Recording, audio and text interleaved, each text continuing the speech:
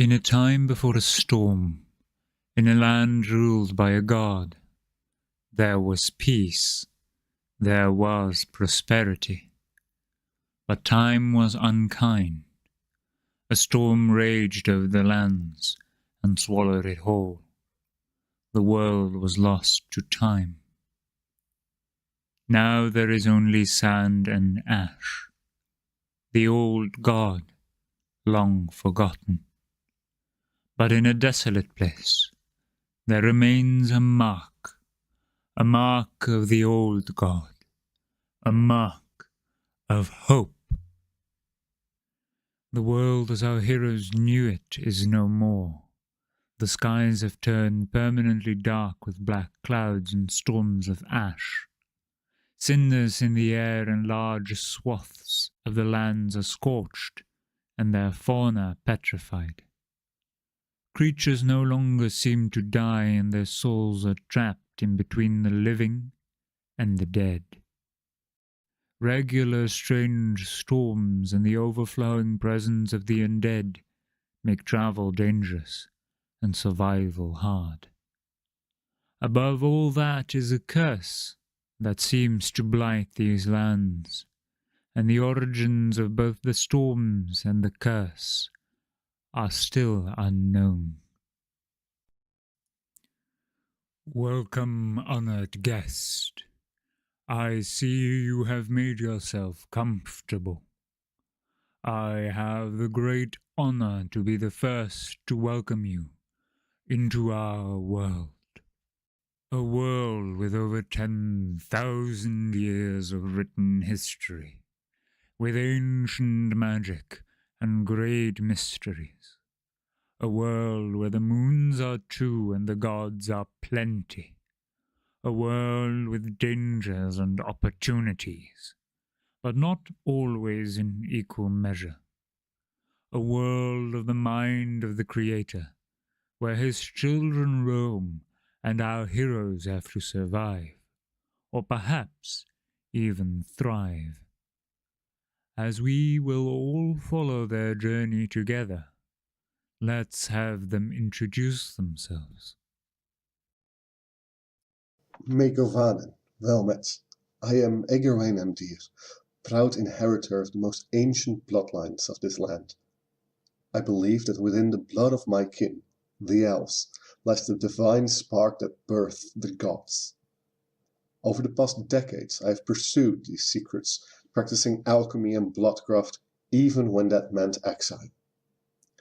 I long to return to my tribe that populate the grasslands of Aetherion, and with my findings unlock the true potential of elfenkind.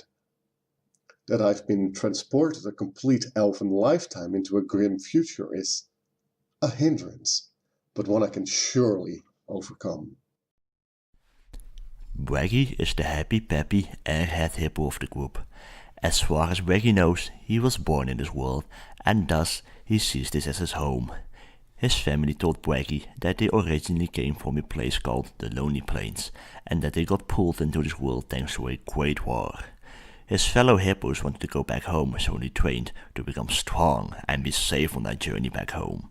However, Bragi did not want to train.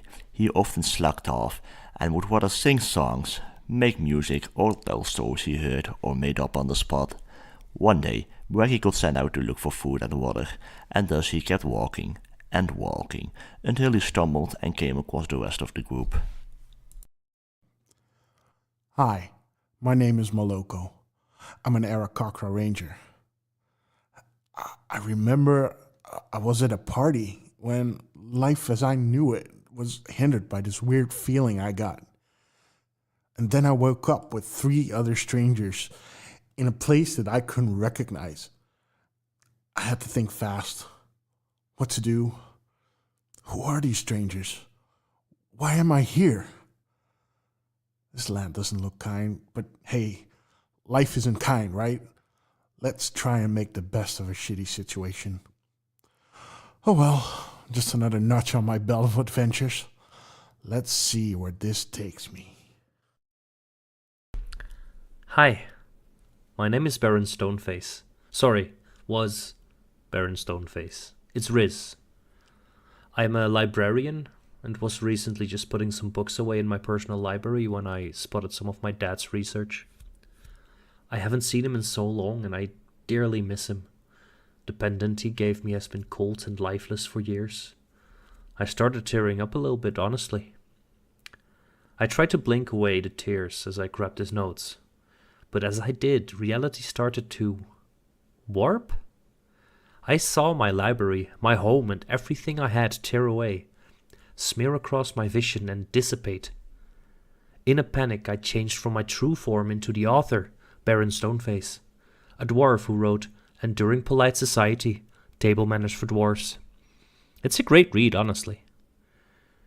I woke up in a crater in a different world, with 3 kind strangers. My pendant was warm to the touch. What in Ayun's name is going on?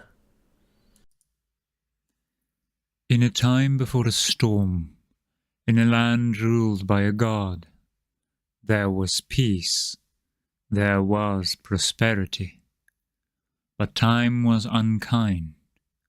A storm raged over the lands and swallowed it whole. The world was lost to time.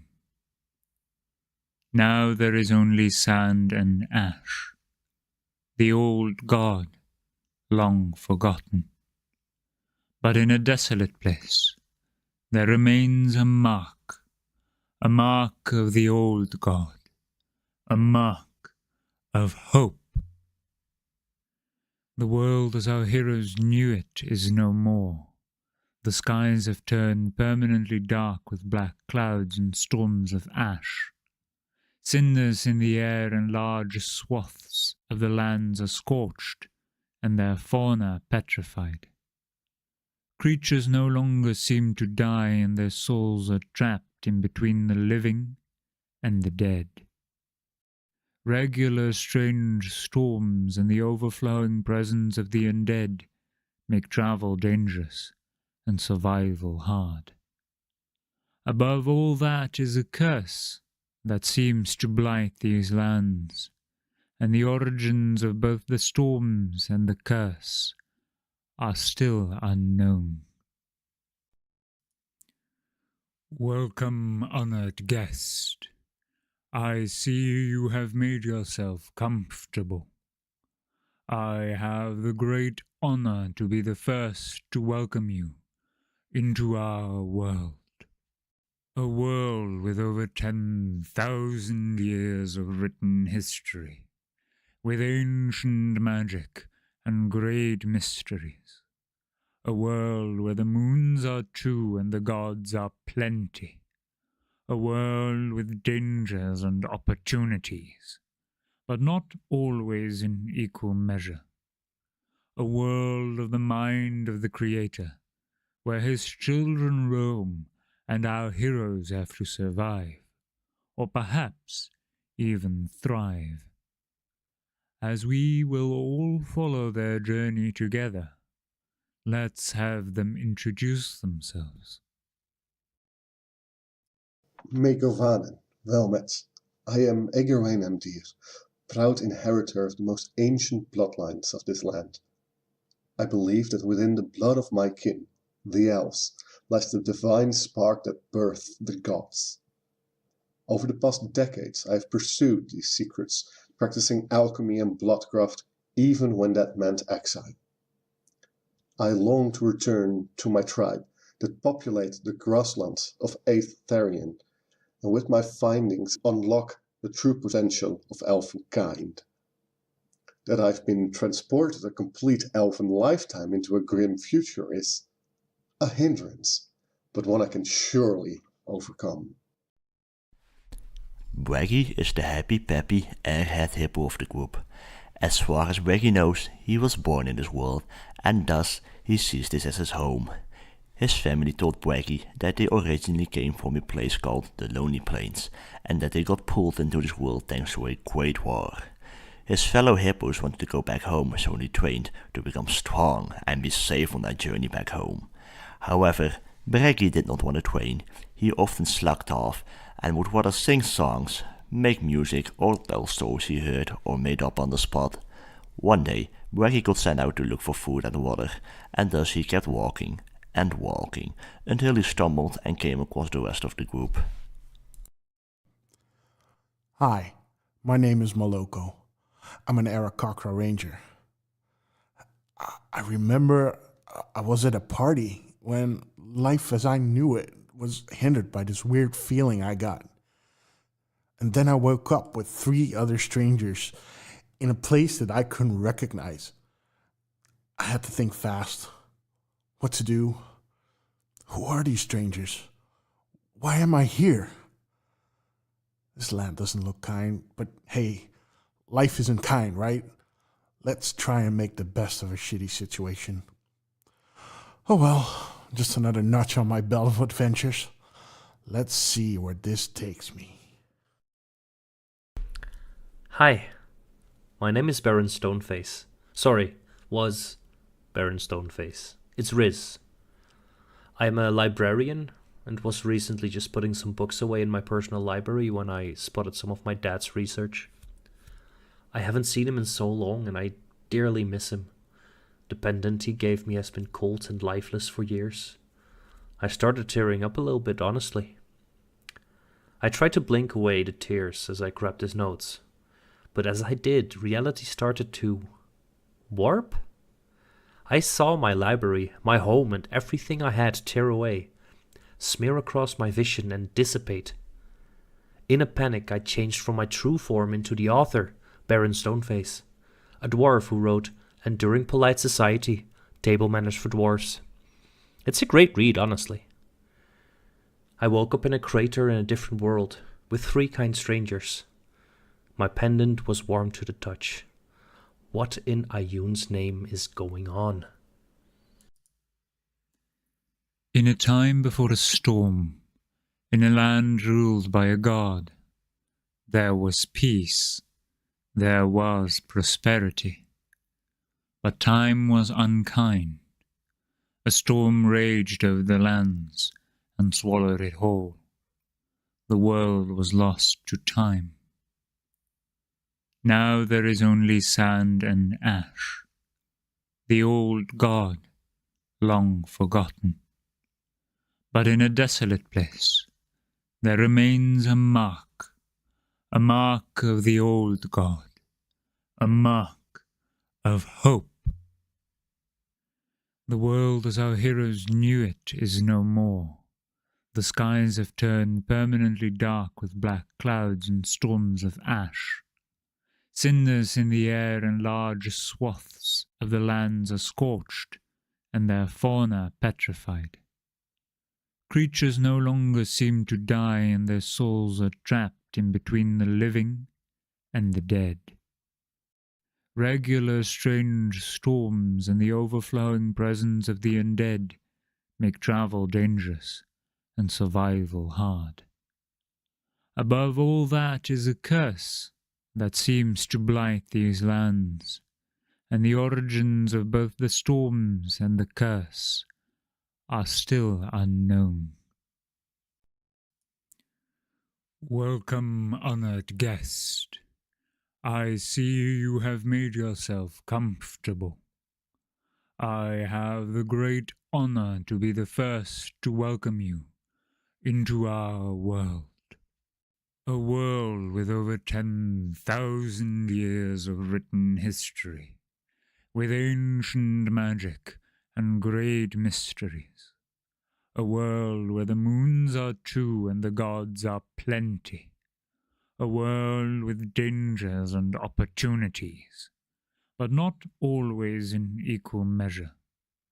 A world of the mind of the Creator, where his children roam and our heroes have to survive, or perhaps even thrive.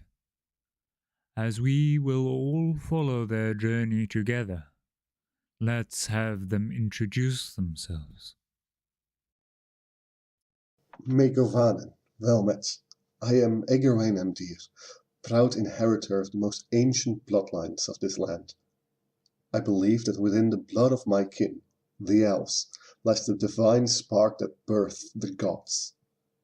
Over the past decades, I have pursued these secrets, practicing alchemy and bloodcraft even when that meant exile.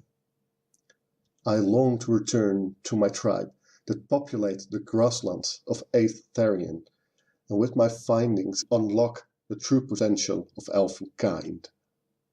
That I've been transported a complete elven lifetime into a grim future is a hindrance, but one I can surely overcome. Bragi is the happy-peppy, airhead hippo of the group. As far as Bragi knows, he was born in this world, and thus he sees this as his home. His family told Bragi that they originally came from a place called the Lonely Plains, and that they got pulled into this world thanks to a great war. His fellow hippos wanted to go back home, so they trained to become strong and be safe on their journey back home. However, Bragi did not want to train. He often slacked off and would rather sing songs, make music, or tell stories he heard or made up on the spot. One day, Bragi got sent out to look for food and water, and thus he kept walking and walking until he stumbled and came across the rest of the group. Hi, my name is Moloko. I'm an Arakocra ranger. I remember I was at a party when life as I knew it was hindered by this weird feeling I got. And then I woke up with 3 other strangers in a place that I couldn't recognize. I had to think fast. What to do? Who are these strangers? Why am I here? This land doesn't look kind, but hey, life isn't kind, right? Let's try and make the best of a shitty situation. Oh well, just another notch on my belt of adventures. Let's see where this takes me. Hi, my name is Baron Stoneface. Sorry, was Baron Stoneface. It's Riz. I'm a librarian and was recently just putting some books away in my personal library when I spotted some of my dad's research. I haven't seen him in so long and I dearly miss him. The pendant he gave me has been cold and lifeless for years. I started tearing up a little bit, honestly.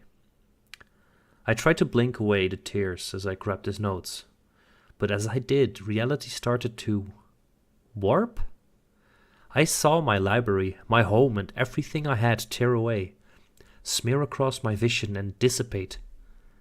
In a panic, I changed from my true form into the author, Baron Stoneface, a dwarf who wrote Enduring Polite Society, Table Manners for Dwarves. It's a great read, honestly. I woke up in a crater in a different world, with 3 kind strangers. My pendant was warm to the touch. What in Ayun's name is going on? In a time before a storm, in a land ruled by a god, there was peace, there was prosperity. But time was unkind. A storm raged over the lands and swallowed it whole. The world was lost to time. Now there is only sand and ash, the old god, long forgotten. But in a desolate place, there remains a mark of the old god, a mark of hope.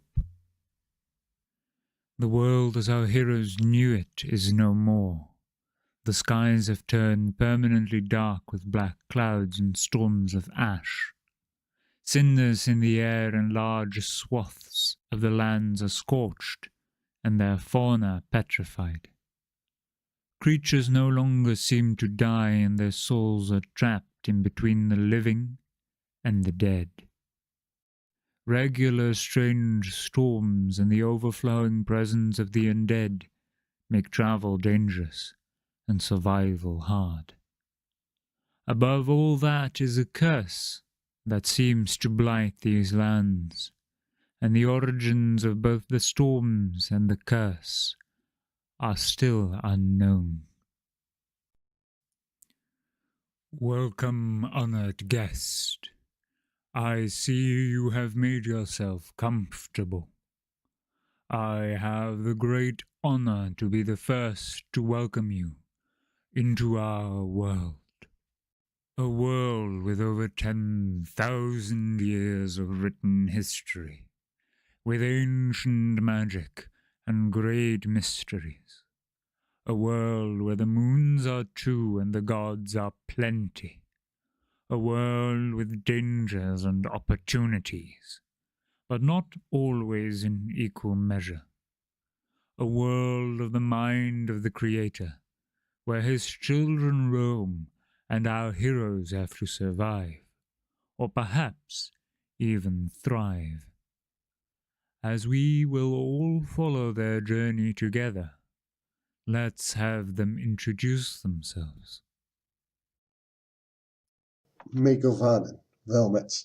I am S1E21 proud inheritor of the most ancient bloodlines of this land. I believe that within the blood of my kin, the elves, lies the divine spark that birthed the gods. Over the past decades I have pursued these secrets, practicing alchemy and bloodcraft even when that meant exile.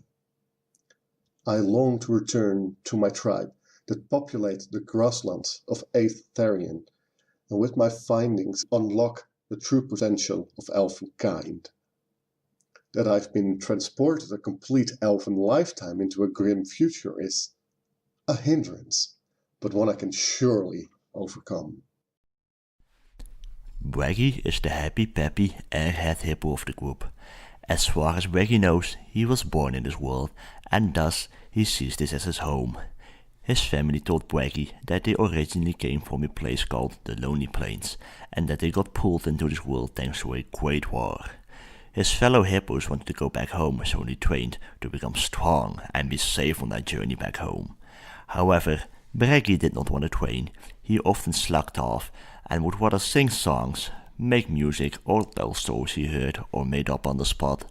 One day, Bragi got sent out to look for food and water, and thus he kept walking and walking until he stumbled and came across the rest of the group. Hi, my name is Moloko. I'm an Arakocra ranger. I remember I was at a party when life as I knew it was hindered by this weird feeling I got. And then I woke up with 3 other strangers in a place that I couldn't recognize. I had to think fast. What to do? Who are these strangers? Why am I here? This land doesn't look kind, but hey, life isn't kind, right? Let's try and make the best of a shitty situation.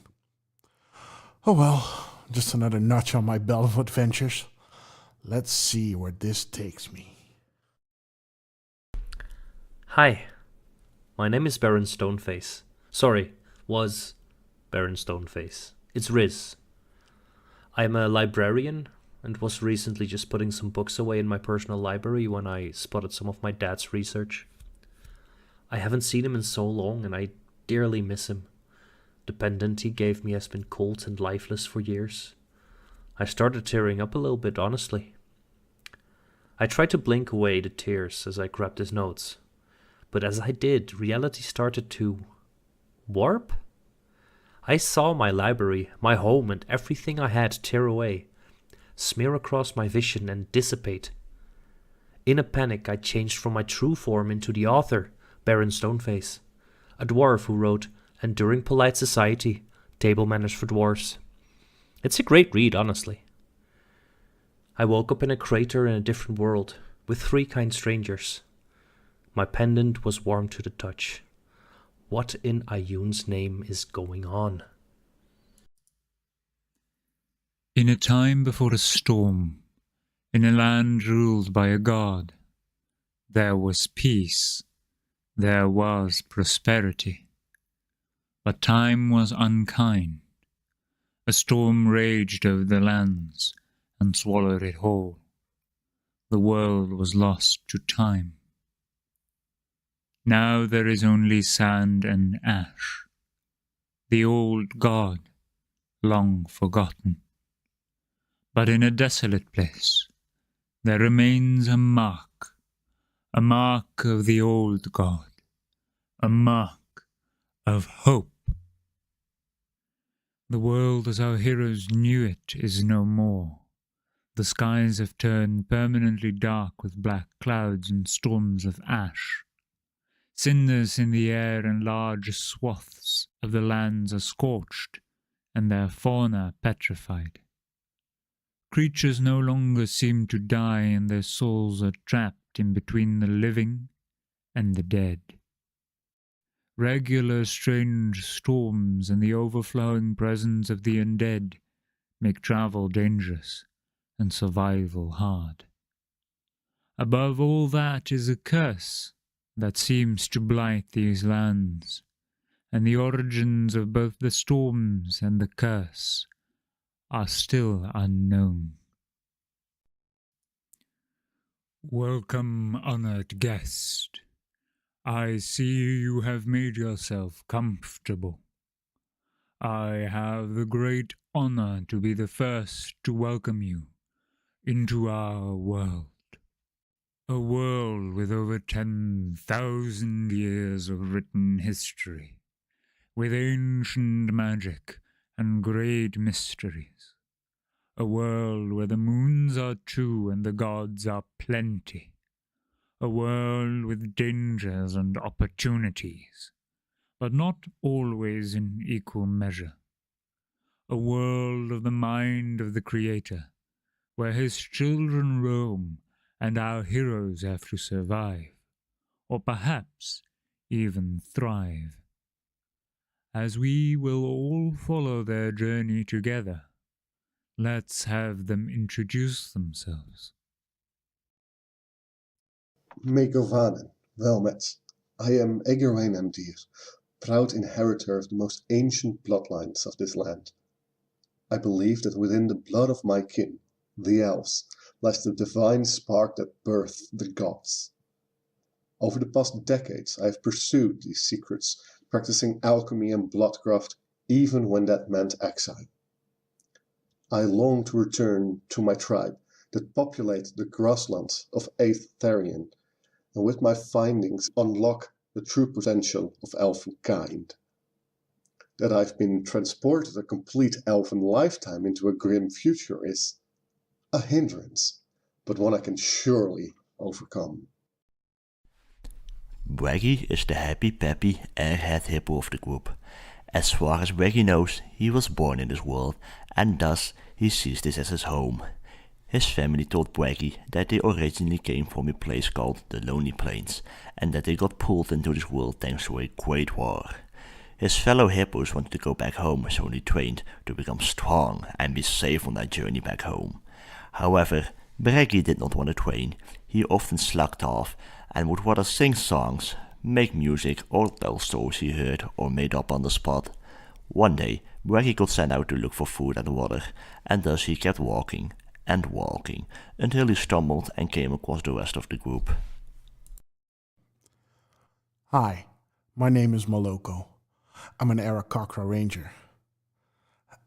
I remember I was at a party when life as I knew it was hindered by this weird feeling I got. And then I woke up with 3 other strangers in a place that I couldn't recognize. I had to think fast. What to do? Who are these strangers? Why am I here? This land doesn't look kind, but hey, life isn't kind, right? Let's try and make the best of a shitty situation. Oh well, just another notch on my belt of adventures. Let's see where this takes me. Hi, my name is Baron Stoneface. Was Baron Stoneface. It's Riz.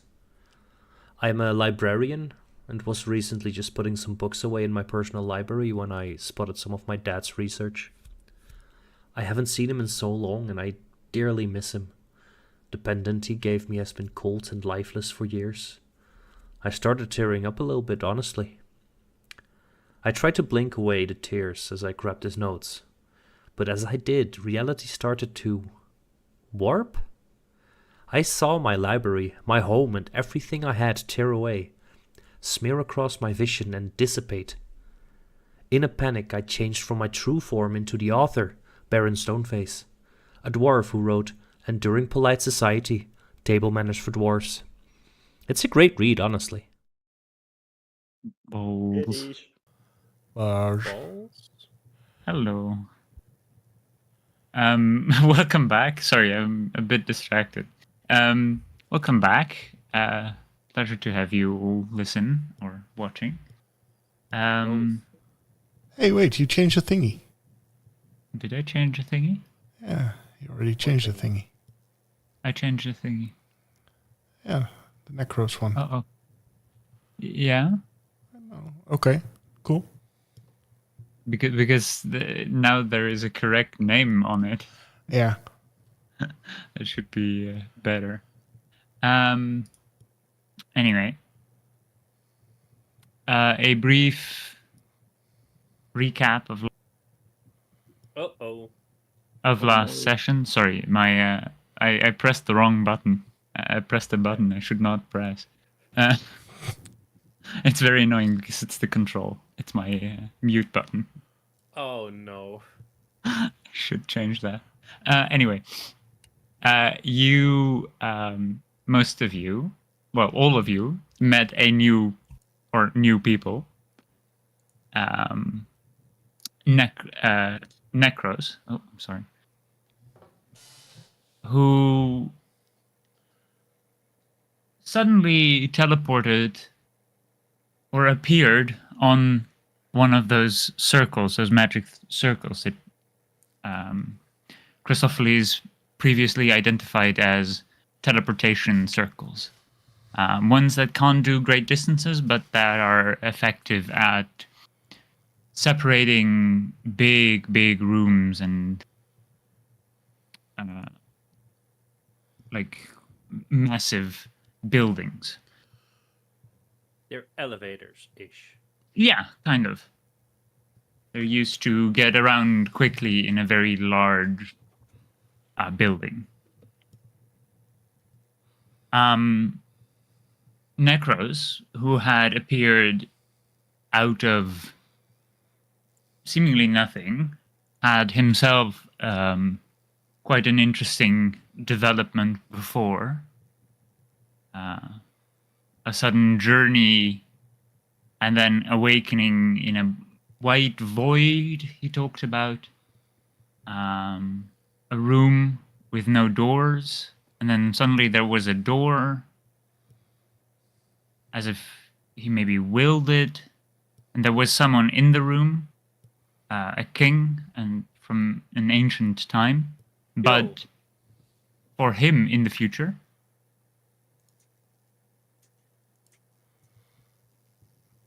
What? Name was Joe. Joe. I Joe. just said Joe. I was very Sorry, enthusiastic about Joe. Yeah. Joe. There was some more discussion about the difference of time. You all experience or have experienced being dragged through time. And then your new friend Necrose attempted to do something with his newfound toy, object, magic item. And his body suddenly went limp, and there was no pulse, no breath, no life of any kind to be felt. And that's where we left off, largely. Even though we did try the slapping thing, I still want to slap the Necrose. Okay. You slap Necrose. There is no response. No, You do feel a very cold body. I slap a few times. It's not just Yeah. once. You slap him around a few times, but there is no response. He feels very cold, cold to the touch. But there doesn't seem to be any. He looks a bit frail, but that might be just his own body. It doesn't seem to have many muscles. He looks a bit gaunt, but that does not seem to be specifically from what just happened. That's maybe just his overall build. Great. We have another broken one. I look around for his soul. Okay. like how I saw, like what we saw with Bragi, or we didn't see, but we heard about the souls in him and the souls that came from the necklace.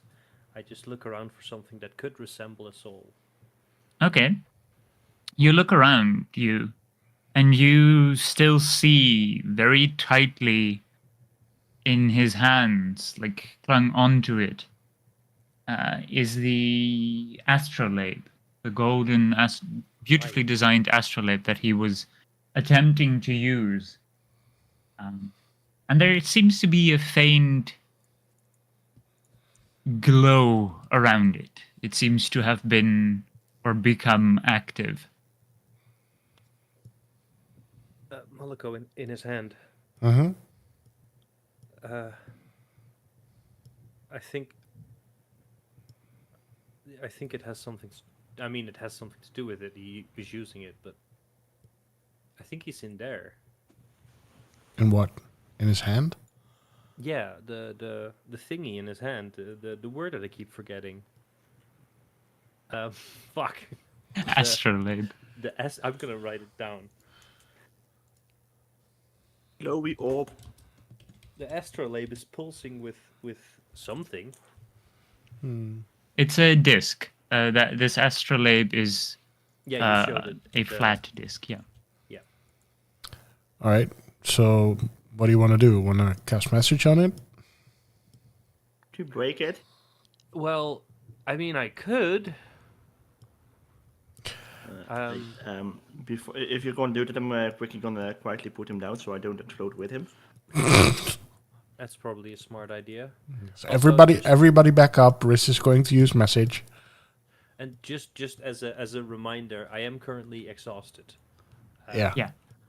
So anything I do is gonna suck.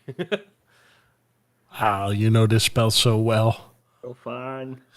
All right, take cover, and I'm gonna get. Yeah, I'll back up about 100 feet out of the room if I can, without touching the.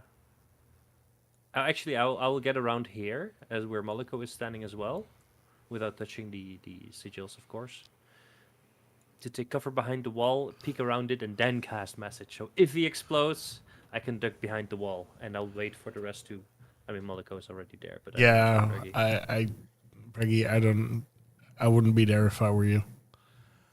I was backing like quietly, backing up like quietly, like. Oh, everything will be fine. Nothing is gonna explode. Okay. Tell You you also- first. Okay.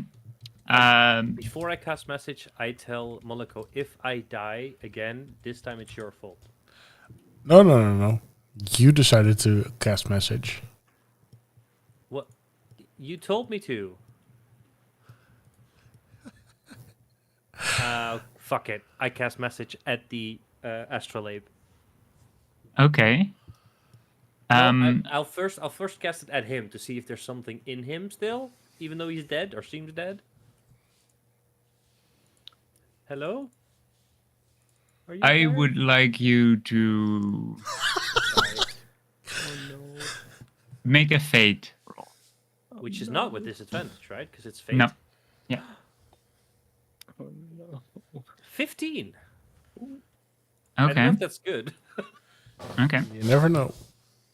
You definitely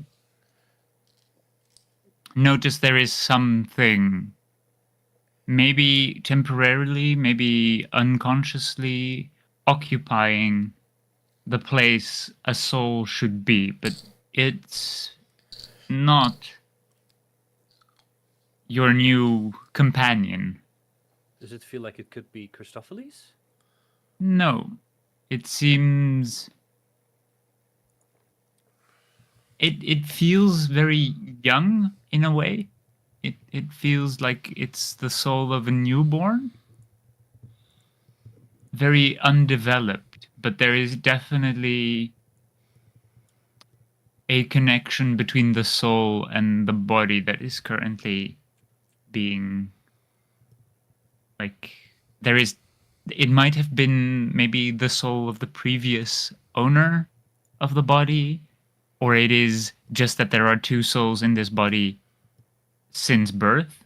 It might be something strange, something that had tried to invade this body, but it has an intrinsic connection, and it has had it for a long time. I think he's got a soul parasite of some sort. I don't know if it's bad or good, but it's not him, but there's something there. Well, at least he didn't explode. But yeah. You're improving. Yeah, there Well, is some.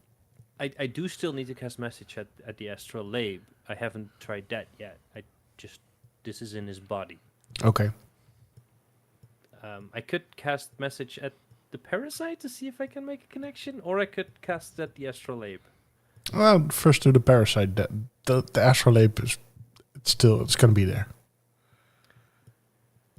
Okay. Fuck it. I cast message at the parasite. Well, I don't want to call it a parasite. Maybe it's friendly. At the newborn thingy. The newborn Okay. soul. Fetus deletus. What do you say? What is your message? Oh, that's a good question. Hi, my name is Tronald. Who are you? Hi. Are you friendly? Do you know Necrose? I think we're new companions of his, but we lost him. Are you okay?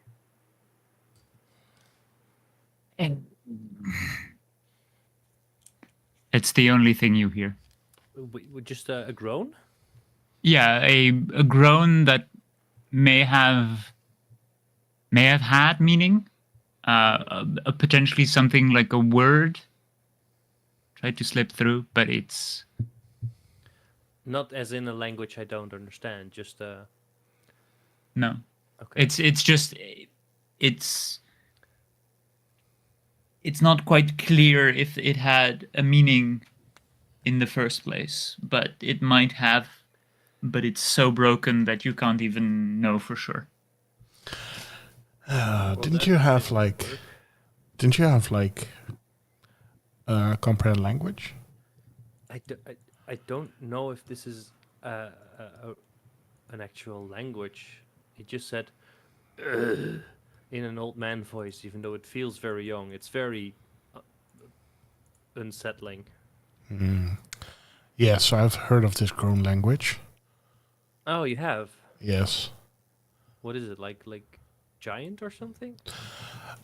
No, not giant, because giants, I do understand giant, but it's more like these groans are like, I don't know, more like undercommon or... Maybe he has to take a poop. Maybe. Yeah, something like that. Fetus. They basically only eat and poop. And cry. I mean, I could cast comprehend languages, but I don't think it's gonna do much, and I only have 2 spell slots, so... We're going to take a long rest anyway. I mean, you're not in a state Technically- of going to rest. True. Technically, we just took a long rest, but I Yeah. am so tired already. I can cast it if you want. Yeah, but you cannot hear the thing. True that. Shall I just try the astral lab first? Yeah, okay. Okay. And I cast message at the astral lab.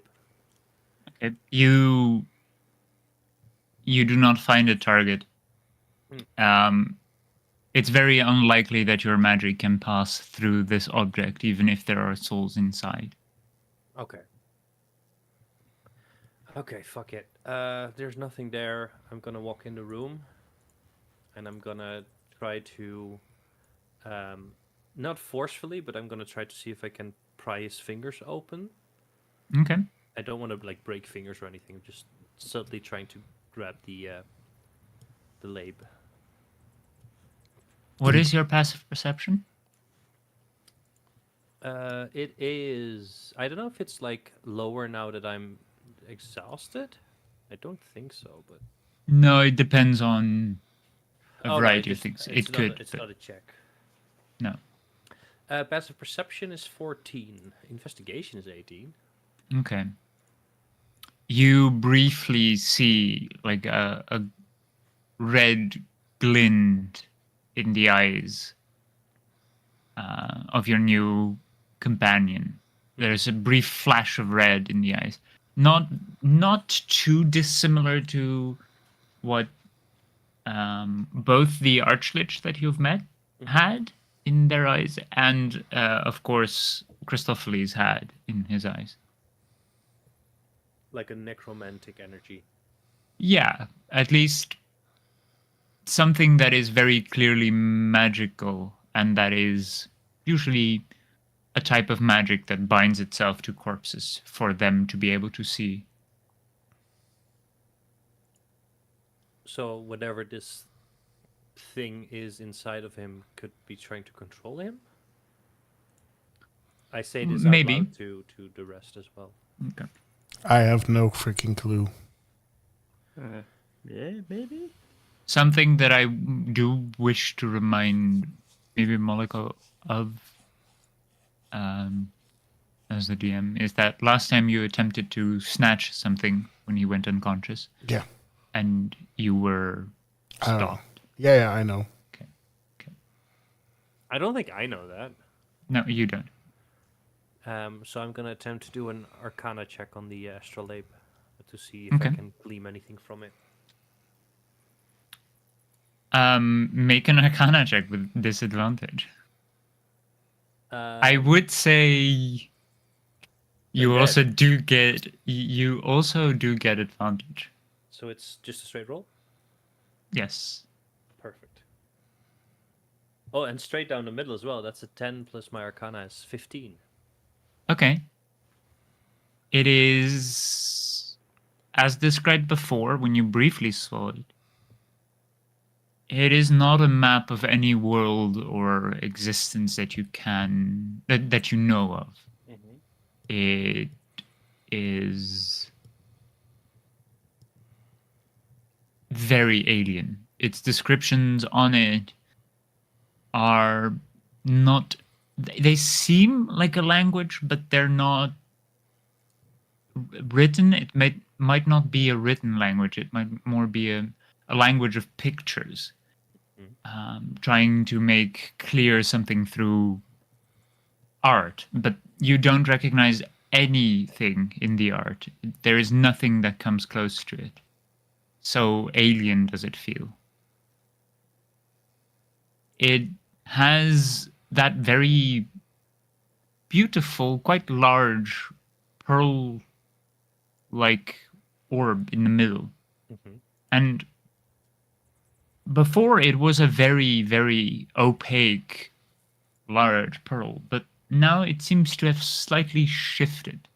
The color seems to have gone slightly more reddish in hue. It's no longer a perfectly white pearl.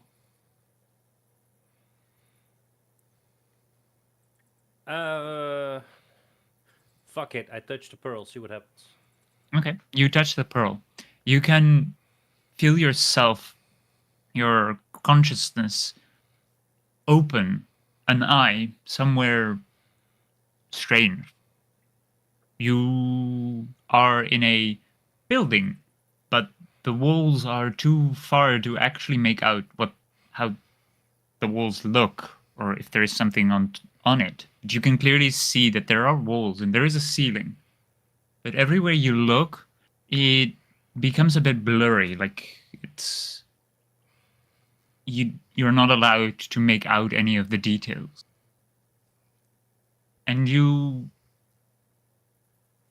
see in front of you a set of what seems to be like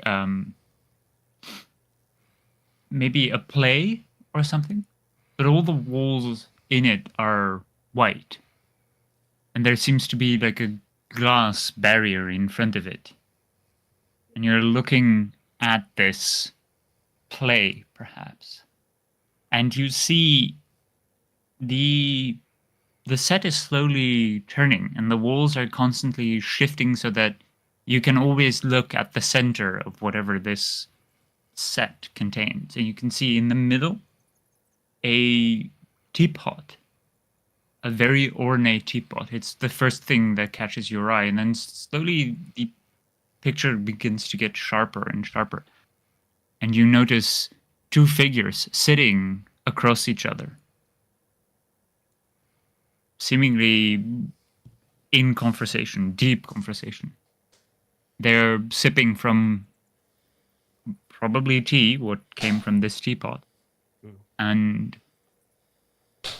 you recognize only faint hints because it's not really their body, but it's like almost an after image of your companion, Necrose, who's sitting across from this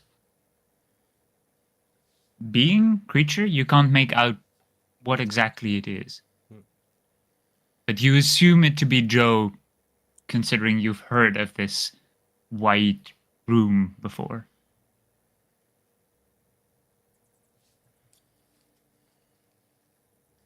Does it seem like I'm looking back in time?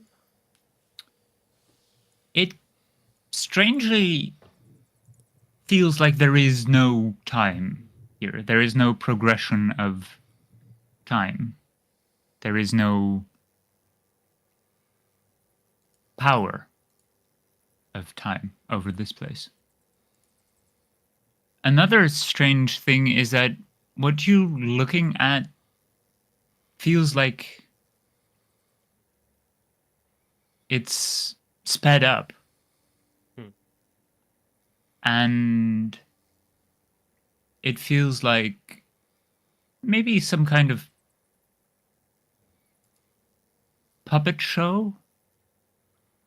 It might be just a representation of what is actually happening inside, but it's not detailed enough to be real. That is the feeling that you get. And then as you look around, you can see more and more of these sets, but most of them are completely blurred. There seem to be more places within this thing to go, but they're either purposefully hidden or you are just not aware of it, therefore you cannot look at it. Okay. Necrose, Yes. you feel a sudden chill down your spine. You're being watched. You're being observed. And Joe has the exact same Feeling. sudden feeling and looks around in the middle distance and focuses on a specific point, but there is just white wall there. Why are you looking at that point, Joe? There is nothing here. But I feel like someone is watching you particularly. yeah, that's the same feeling I have. And if I'm looking the same point, can I see something else than the white walls? Yes, you see a massive red bloodshot eye, and it is focusing on you. And it's very clear that someone is specifically looking at you. It's one singular eye, and you don't recognize from whom this eye could be, but it's almost as if someone is looking through the pearl like you did before. They're actually trying to peer into the worlds here. Well, It has a bit of that fish eye effect as well. It's Yeah, bending a bit and it's warped. Well, somebody is trying to wake me up, I think. Then perhaps you should, right? Yeah. I think it's time to go again. But know this, I will be back and I will help you. Thank you, friend. No problem at all.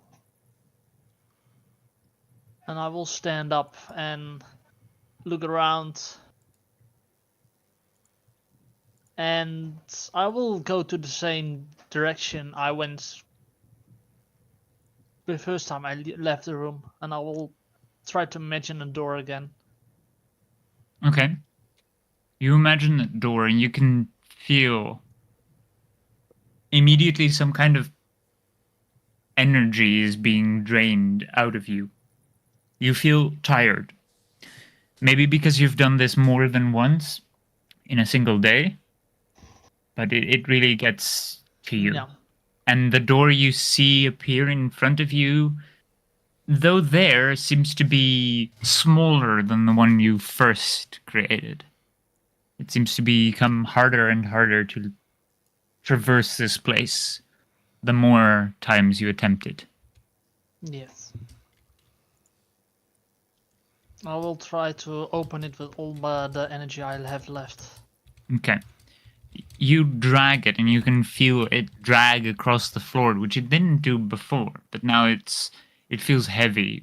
But you do manage to open it, and as soon as you open it, you see yourself laying on the ground, head up, and you see somewhat hanging over you Riz holding the astrolabe in front of you. Riz, what are you doing? Yeah. Hey, what's up? Hello. Welcome back. I think this belongs to you. Yes, it is. Thank you. But what are you doing? I was trying to see if I could bring you back. Well, you get my attention. Do I also get your curiosity? Maybe. Why did you look in? Because I was trying to bring you back. It worked. You're welcome. Yes, thank you. I also did something else. What did you do? So you know how I have this message spell, right? Yes. Don't know The if the one thing that they all thought if you cast it, somebody gonna explode. Yes. So I tried that immediately. Why? To see if you were still in here. You didn't explode. So that's one thing. No, I'm I still also alive. couldn't. I think- Well, are you? Yes. Probably Do you want for to another feel time. my? Do you want to feel my heart? Can I? Sure. It's I still will- beating. I will try to look for a pulse. You feel maybe a bit slow, the pulse, but it's definitely a pulse. Damn, are you an athlete or something? Anyway. No. Anyway, so I did connect to something. It's just not you. It felt like a baby. It sounded like an old man. Do you know about that? What? Yeah, okay. There's something or someone in you. And not Yeah, in a me. fun way. Hello. No, something else. I lean into him and I whisper in his ear. Oh, I was getting back. You whisper something to Moloko. No, I move close to him and I know. What? You know what? Like, are you? By the way, why is my head burning? Oh, we played a little round of Slap the Necrose. Try to get you back. You're welcome, by the way.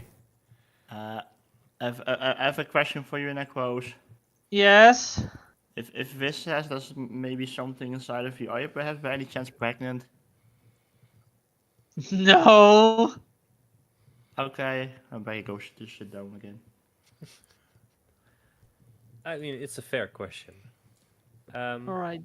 But you don't know what I'm talking about. Nope. But I do. Wait, you do? You don't hear that. Oh. Well, you whispered in my ear as well. I'm No. confused. No, I was in this Necrose ear. Okay. Anyway, are you feeling okay? You were dead for a bit. Well, I wasn't dead. Well, you did not have a heartbeat. Well, my heartbeat is always slow. No. I only traveled back to Joe, so that's what I did. You did not have a heartbeat. How do you mean I didn't? You did not. I checked for a heartbeat. You didn't have one. You were completely cold. I'm always cold. No. Is he as cold as he was when he was dead? No, he was as He cold is- as ice. Ever so slightly warmer now. You are warmer now. That's only a little bit, which freaks me out even more. But you were dead. Yeah, you look pretty fucked up. Well, Theory time. Maybe you were stuck in time, like your time stopped for a bit. So, which is why we couldn't feel your heart. well, that's interesting and new. Can I say something? You already are. Of course you can. Great. If you want to talk. It's good that you're back. And, I mean, shouldn't we be looking for something? I mean, now that he's back, we can continue our way. I think it's best if you rest a little bit, Riz. So maybe I should change into a bear and you can, I don't know, lay on me or something, and while we go out and look for the You thing. want me to lay on you? I didn't know we were friendly like that. Well, I mean, Carry him if you want, but yeah. if you want to carry him, yeah, sure, go ahead. Aw. Fair. That actually would be very nice. Hop on and Becky goes in for like a piggyback ride. Would it be possible to take a rest that way? Or start a rest that way at least? Yeah. You All right. can. Well, thank you very much, both of you. I can really use it. It's like a wrist back. A wrist back? Yeah, instead of a backpack, a wrist back. A wrist back. Sure. And I climb on the back of Bragi. And we can continue the conversation like while we're doing something, but I feel the need to move on and find what we're looking for. If you don't mind. Becky's singing nursery rhymes. Oh, as soon as you start singing nursery rhymes, Riz falls asleep.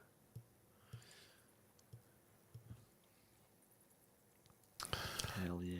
So we need to go somewhere. Wait, this have we tried this one already? No. You have not. I want to try that one. Okay. You tried that one. You find yourself suddenly warping to the bottom of a lake. Excuse me? Nasinha!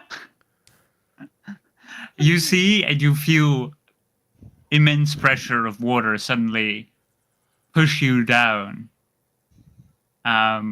You're in about the middle of the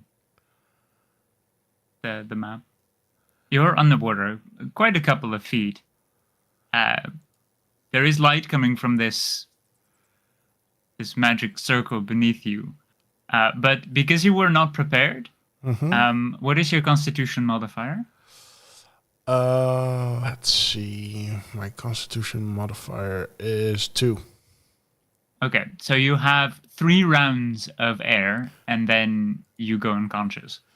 Or I turn into a swarm of quippers or a giant octopus. Well, are we going to follow him?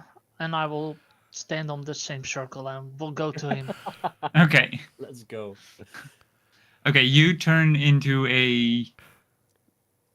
you can't turn into a swarm, because you have to be one creature, a creature. It says. Okay, so a giant octopus it is then. Okay, so you turned into a giant octopus, and then, like right next to you, suddenly, Necrose appears, and your tentacles are almost wrapped inside of him as he just suddenly, like, bamfs in. You're in a very intimate hug. Necrose, you don't need to Air. breathe. Nope. So you're perfectly fine, except that you're now entangled in some kind of tentacled monster. Maybe an octopus, but it looks pretty big. Alright, I will try to get free. Okay. I would say make a dexterity check to untangle yourself. That's a dexterity check. Give me.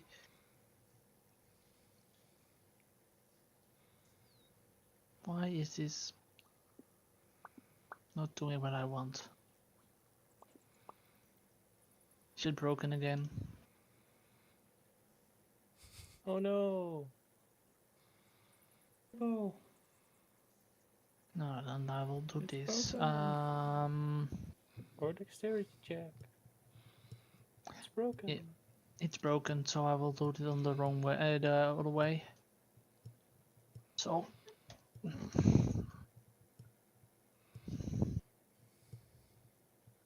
You can just roll a d20 and then add your... Yeah. So 17. Okay. You you make yourself small and pull yourself loose from these tentacles. You don't see your new friend or companion, the bird, but you do see a giant octopus right in front of you. Probably as confused as you, like wriggling around. I cannot talk on the water, I think, because then it will. So, how big are you now? That is a large creature, I believe. Yes, giant octopus, large beast. Yeah. All right. Right. How the fuck are you? I will walk this way and find some new land. Try to find Moloko. Okay. I grab it with my tentacle again. Okay. Make a strength check versus Necrose's. What is it?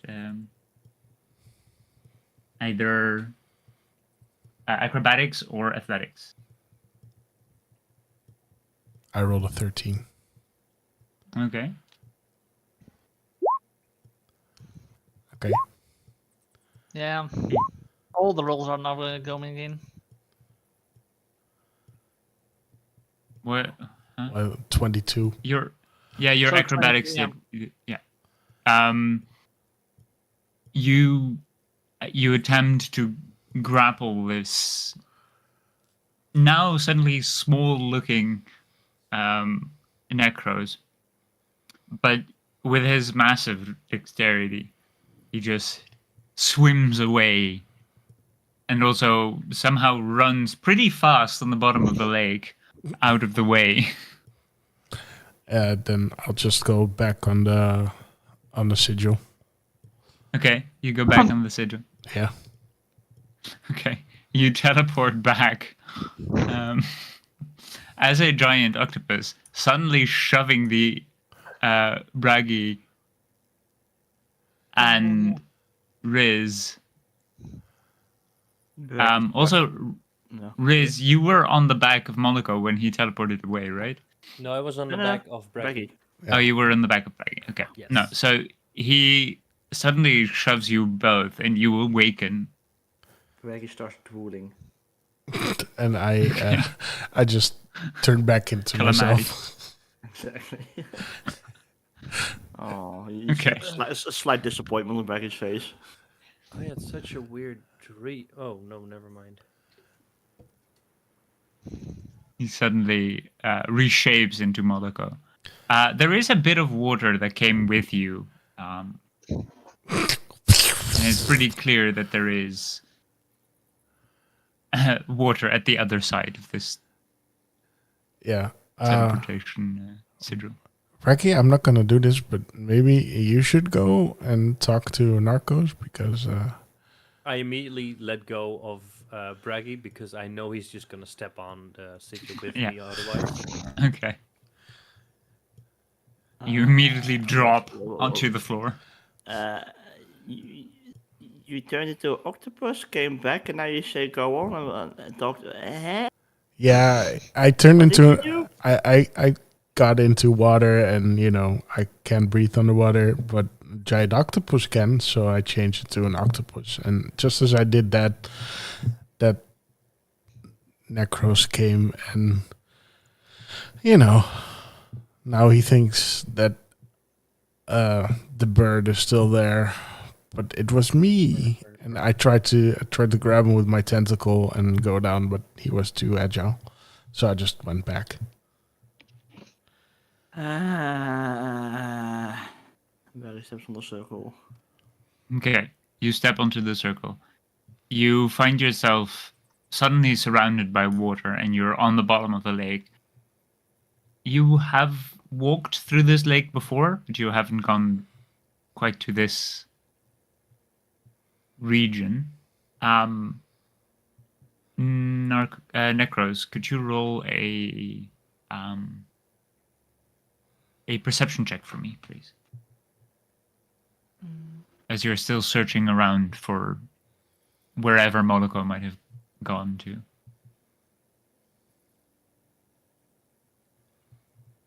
Okay. Yeah, a 2 is not going to cut it. You look around, you're trying to see any traces of Moloko, but then you remember that there was some kind of like flow in the water. So maybe he was just pulled downstream. Oh no. Maybe he just drowned and is dead. You don't know. I don't know. You can will- see, however, even though it's pretty dark, because you have to look into the water, even though you have very good dark vision, you can see a hippo strolling around on the bottom of the lake. I was gonna say back just casually, just kind of enjoying himself in some weird way. Just it's kind of peaceful down here. He's just walking out on the bottom of the water. I will wave because we cannot talk underwater, so I will wave that well. You don't get the idea that the hippo can see very well. Oh, it can break a wall if he sees him. Roll. Yeah, like if he sees Necrose. Yeah, but can you see do I do? Necrose? There's like On the map. there's a little dark spot, but I see the short thingy where it's like where his icon is. Okay, yeah, then probably you can see him wave after a moment of looking around. Bragi only waves hello. And he's trying to communicate that he needs to come over. Yeah, but Bragi communicates back. No, you have to come here. He walks in the water back to Bragi, Okay. and he's like, "Bird is gone. We need to find it." All Bragi hears are like. Yeah. The one- Yeah. I was just about to do it. Bragi is like, he kind of just wants to like grab Necrose by the arm and joins him back on the ship. So we are going back right now. Okay. Okay. You are both dragged back into this room, melting through all the walls, but at such a quick pace that it's pretty hard to see what is exactly around. And both of you look very drenched. Well, I think the bird is dead. Yeah, You you're say totally as right. the bird stands behind you. Yeah, you're totally right. The bird is dead. What the hell? All right.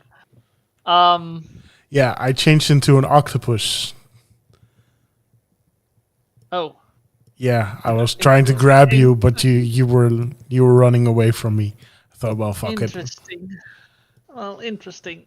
By the way, I have maybe a solution for your problem. My problem? What's my problem? Your old problem. My old problem. Not your old. It's not your only bird. It's the lich. The problem. Ah, Maybe I have a solution. but why didn't you start with that? You teleported away. But okay. Next time, lead with I that. I talked to Joe again. And Hi, Joe. I figured some stuff out. He was the last ruler of the empire. Okay. Of like the Sarastro Empire? Yes. And he trapped himself in that dimension. But I still don't know his name, so that's gonna be fun. It's a bold move, Cotton. Do I know the name of the last unknown ruler of the Sarastro Empire? Well, to you, it's all very distant information. You come from an entirely different plane, so all that you know is that there was, at one point, a very powerful empire called the Ciliastro Empire. Oh, sorry. But the Sarastro, the kingdom of Sarastro, was merely its offshoot. It was their families intermarried. So the Saras family is the ruling family of the Sarastro, the kingdom of Sarastro, and the Silas family were the emperors of the Ciliastran Empire. Do you know his last name? No. I know there was a ledger, but I didn't read the ledger. But that's not the point. He told me that he put his own soul in that plane. And if we want, we can trap the lich there. And how do we do that? Yeah. Well, I think I can make it happen, but I'm not sure. Wow, that's a bold strategy there, Cotton. Okay. Let's see At this point, I would say, Necrose, you get a sudden surge of knowledge as you speak and think about it. The knowledge is very vague, and I will just send it to you. You don't quite get much of it, but you are now attuned to this item, but it's not freely giving its knowledge to you.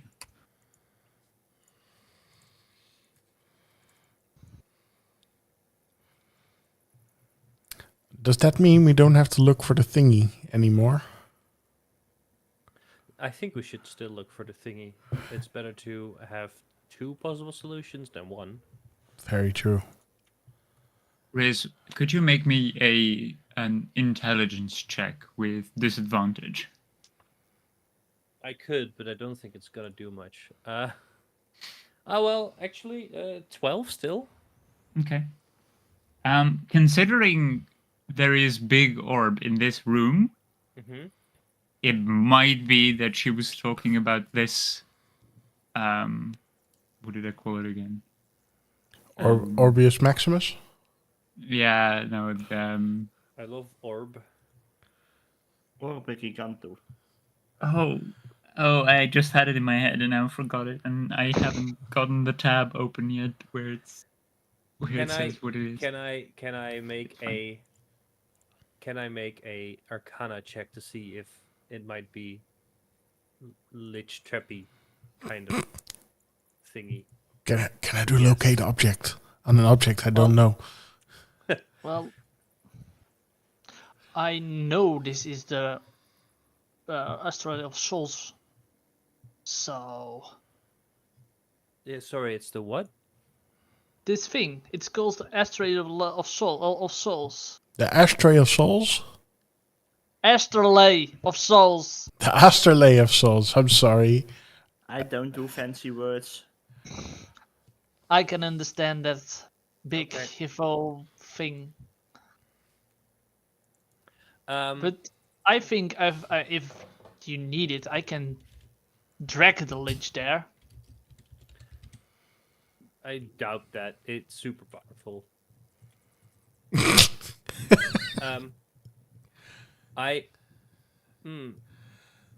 I'm still gonna do an Arcana check. Okay. Make an Arcana check with disadvantage. And then with advantage. I still think So, Ashtray of straight Souls roll? is better. Asteroid of souls, yes, please. Wait, just a straight roll? Yeah, a straight roll. Okay. Oh, that's so fun! Because the first time I rolled a 6 and a 10, but I rolled at the same time, so I decided to re-roll, and I rolled an 8, which is exactly in the middle. Okay. That's a 13 total. Okay. You. What are you exactly trying to focus on? I'm checking to see if the orb is what we need to trap a lich or anchor it to its prison. Okay. You gather that this which I still forgot what this is called. It is a Ashtray. no, not the astrolabe, because that's not the orb that you're talking about, is it? No, the orb that you were talking about after my intelligence check. Yeah, no, that is it is made of Fey design, or maybe even by very powerful Fey member. Last session. Yeah. It represents all the connections to outer planes from the perspective of the Fey Wild. But it lacks the material plane in this one, because it's maybe just not an outer plane, so it's not really important to the Fae. Or it might have been purposefully removed, because there is a space for it, but it's just not there. It seems to hold quite a lot of power, but it seems to be very much tied to this place. So it's probably not what I'm looking for, what we're looking for. Well, the hag was very, very vague in her description. Purposefully. This might be it. Well, it's powerful. Fuck it, let's take it. I back up. Go ahead. Take it. There he grabs it. Okay. You grab at the orb. It's not just an orb, but sure. I forgot the name. It's stupid me. You tug at it, and you move it from its pedestal that it has, and immediately after it leaves the pedestal, it melts to molten gold, and it's hot, I would like you. No, you just take damage because you're holding it. There's no save for this. There is no dexterity save for that. No. You take 6 points of fire damage as the molten gold very quickly, strangely very quickly, passes over your hand and into the middle of the room in this pedestal, and it seems to have formed a bowl which catches all this liquid gold. And suddenly, out from the middle, oh fuck, I didn't prepare this. I didn't think it would go to this. A similar creature that you had already fought before, the golden snake. Oh fuck. Bragi wanted to do something before anything, but never mind. Comes out from it. I cannot find it. No, say roll initiative. Bragi. Yeah, I grab him by the shoulder and I heal him for 8. Okay. Thank you. I do want to know what Bragi wanted to do though. Yeah, it's too late for that already. Never mind. My initiative is 22. Bragi wanted to quickly dump his water scanner so the gold hardens. It's not hot anymore. Initiative.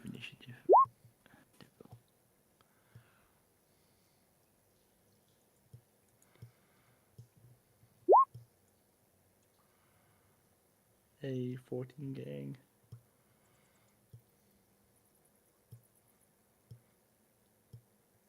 Don't think you'll beat his dex though. Yeah, probably not. I was doing for my dex is not that bad. But his dex is good. Yeah. Yeah, he only put 3 stats up. The rest is all 8. Wait, it's that bad? Yes. Nice. I didn't find the actual thing that I used for it, so I just have a picture of a golden snake. Look at my wisdom check last session. It's Oh, wisdom. It's -1. I rolled a 0. I could roll Okay. a 0 on strength. Moloko begins. Great. So I will cast Spike Growth. Okay.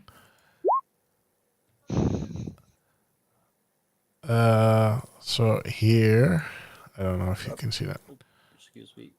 Somewhere around here. So Yeah, you do know that it's 20-foot radius. That means almost in the we've end. discussed this. Yeah, that's I have almost the no entire fireball. room. Shit. And let's not do that. Okay. I don't cast that. No. Like, this is a 20-foot. No. Let's see. What can I do? Okay, so I'll just shoot it twice with my bow. TD. Titty. 23 and 17. Okay. Both hit. Great. Oh, that's sad. And as a bonus action, I will change into a bear. Okay. Brown bear. I forgot to make a bear token for you. Oh, that's do okay. Next session. Yes. And yeah, that's. I'm gonna stand over here. Okay. Riz, you're up. I see the big snake, Yeah, you do. and I don't remember, but Riz would probably remember. No, fuck it. I just do it. Ray of Frost, that bitch. So I can stay at distance. Okay. Roll for an attack. As attacks are also with disadvantage, right? Ability Y- checks. Is it an ability check? No, 'cause- It's not. No, So okay. they're not at disadvantage. Perfect. Yet, it's, I believe, at For 3. 3, yeah. Yeah. D&D Beyond is very handy if you click it open. That would be a Ray of Frost. 17 to hit. That does hit, yeah. So it's gonna be 10 feet slower than normal. And I need to find. I should have prepared this. Oh, I just rolled this one twice. 6 cold damage. Okay.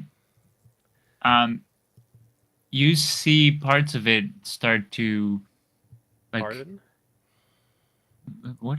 Parts of it begin to freeze over, but immediately melt. It doesn't seem to be as effective.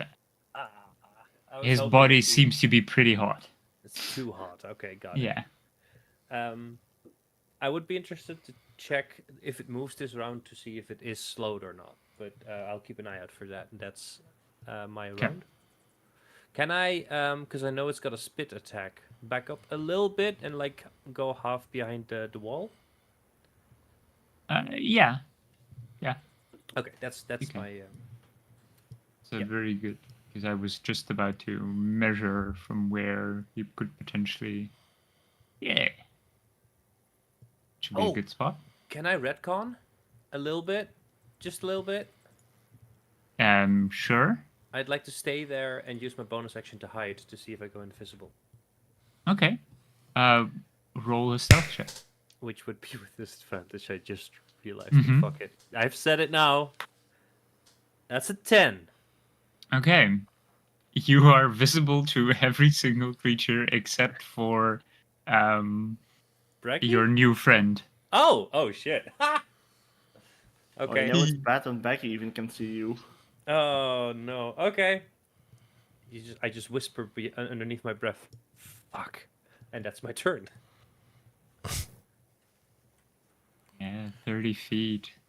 That's all of you guys. Damn it. The evil DM laugh. I would like each and all of you to roll a, except for Riz, to roll a dexterity saving throw, please. 21.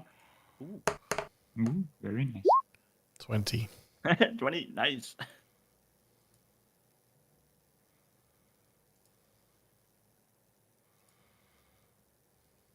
And Necrose? Shit, also 20. 20. Let's go.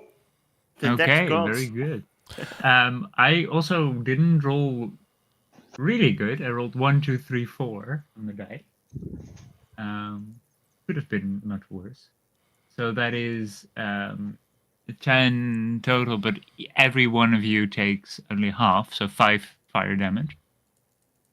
As you are suddenly covered in like thousands of little droplets of molten Gold. and you are all just trying to duck and try to cover yourselves with as much protection as you can, not to get burned by this gold.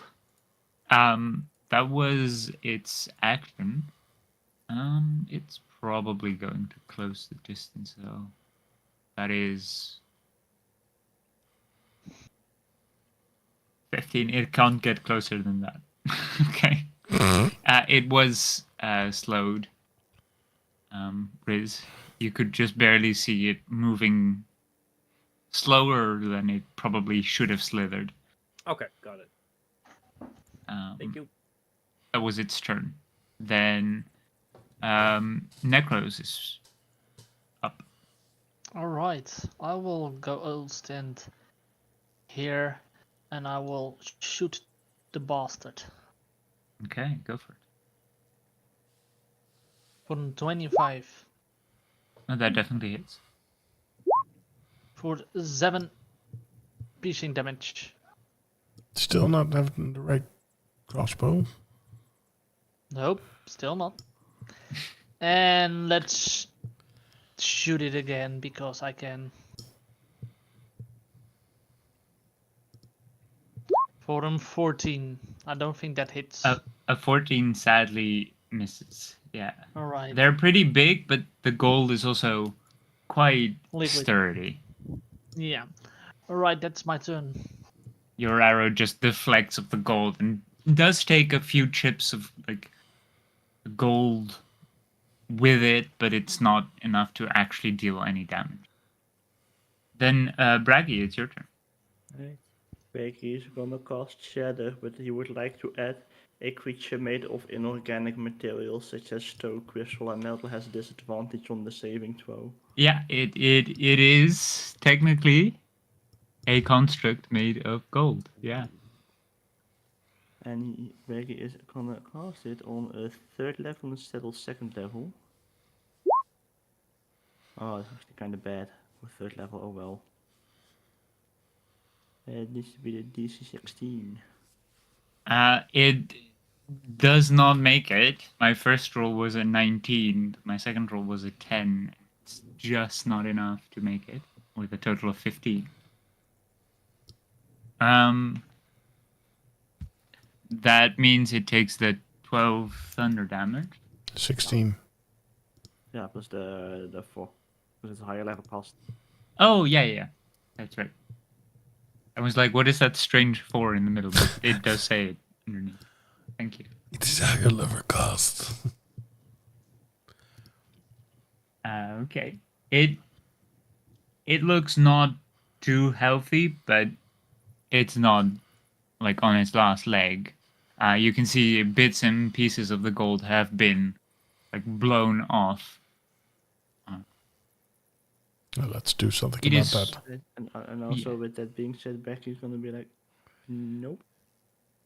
Okay, you move back. Then Moloko, it's your turn. Roar. As a bear, right? Yeah, do the roar. I'm gonna do my multi-attack. Okay. Oh, well, only the claw The hits. first one misses, sorry, Yeah. with the 7, a natural one. You bite into the still pretty hot, like, gold, and you flinch back immediately and then just swipe at it, definitely hitting. Doing 15 points of damage. That's very Yes. nice. Yes. And I'm doing the roar. Roar. You roar in its face, and it seems not to flinch. It probably doesn't have a consciousness. I'm a dumb beast. What the fuck do I know? I do whatever I can. I mean, you retain your intelligence. Damn it. Nothing changed. Yeah, exactly. Oh no, my intelligence is only 18. Oh no. No, no. No, my intelligence. Wait, no. My intelligence is only 14. Sorry. Yeah, it was already. Wait, is that as high as like Riz's intelligence? That's No. strange. No, my wisdom is 18. I see. My intelligence is also only 14. Oh, okay. Oh, well, it's still. Is it as high as Riz? No. It's probably the elf. I was confused with. Yeah, I think so. That was 20, The I elf believe. was the most intelligent. Do you? Can you make a? Can you do something for your bonus action or? No. Okay. Then, Riz, it's your turn. You suddenly see Moloko in bear form again. Probably Moloko. Hopefully Moloko. Hopefully, Moloko. Fighting with the giant snake. Okay. Well, we did have a long rest since the last time I used the hope of the last one. Did we? You actually did not. Oh, I did not. You Okay. have not finished your rest. Your previous rest. No, not the one that I was on the back of Bragi for, but the first time. No, you also used it against the 2 golden snakes. Yes, and after didn't we have one long rest in this room? No. Nope. We just Not yet. finished a long rest with Christopheles.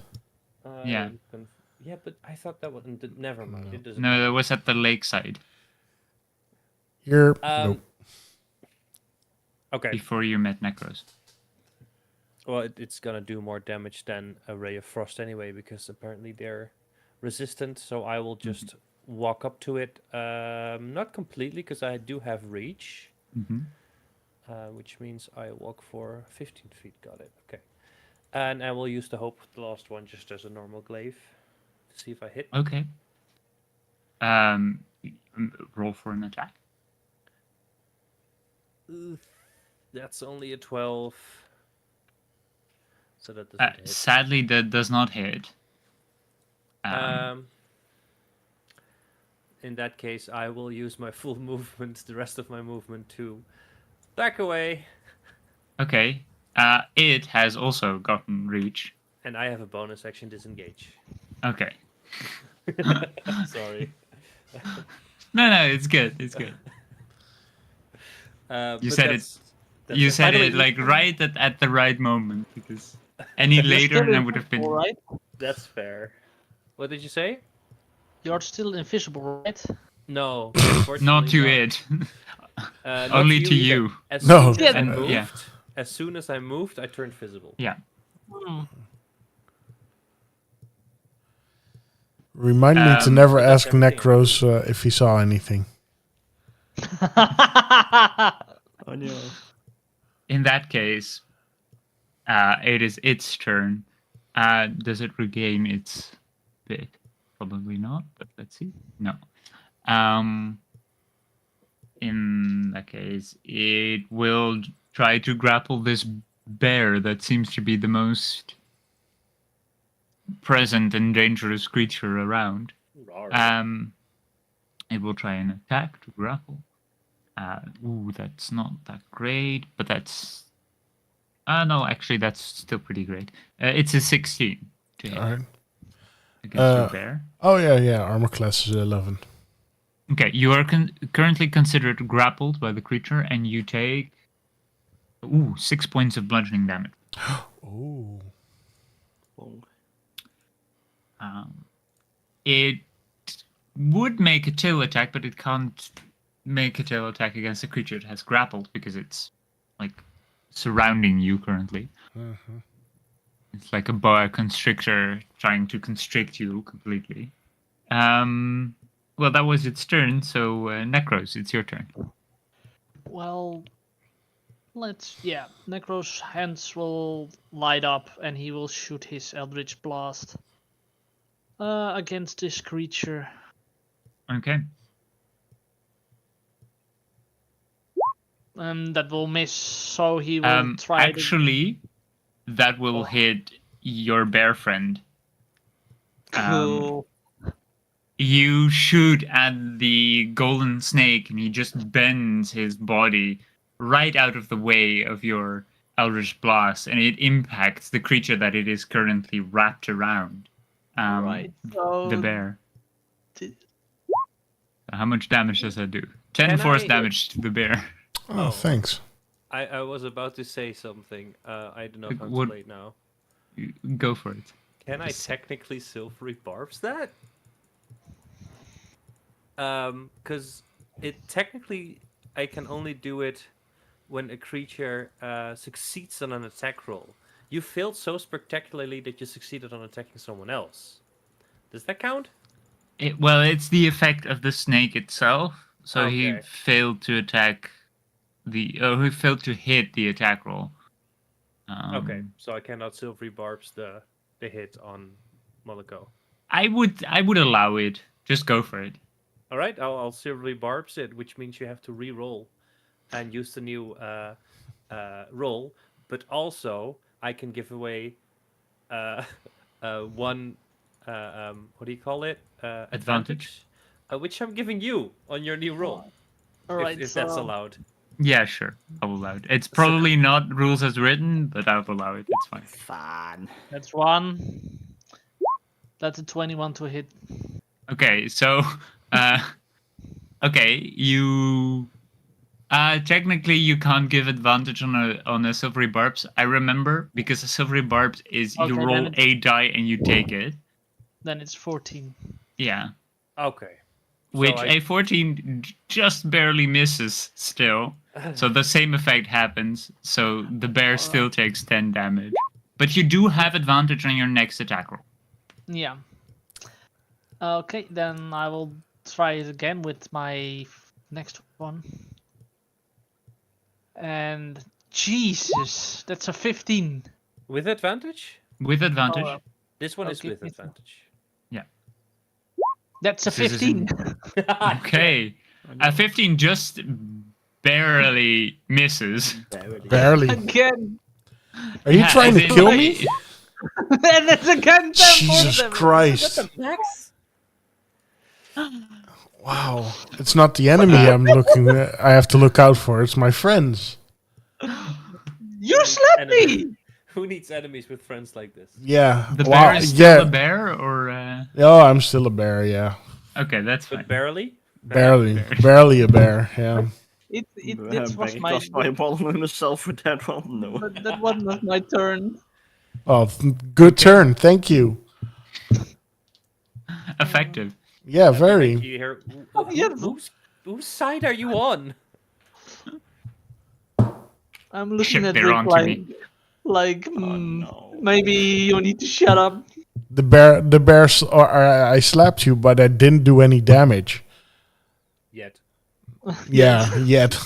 Indeed. You're going to slap him as a bear. Yeah. In that case, Bragi, it is your turn. Well, surprise, surprise, Bragi is gonna cast Shatter. Okay. You do know that Shatter but is it- very likely to hit both of them. It has a 10-foot radius. And Yeah, but- stop rate. Okay, so Let's say, for example, I cast in kind of in the middle over here. mhm. It hits the But they are snake. they are the same spot. Yeah, they take Ah. up the same spot, but just to prevent one from overlapping the other completely. Fine. Yeah, no. Then I'm not gonna cast Shatter. No, just do a Necrose. Just kill the bird, it's fine. Yeah. If I would kill the bird, I would just cast fireball on everything, but no. No, you will not kill the bird. You will kill the bear, and the bird was coming back. Yeah. And it just lost 20 hit points. Who cares? I mean, Yeah, I was just a I natural assume- shield. I assume it's not gonna be vicious mockery receptive.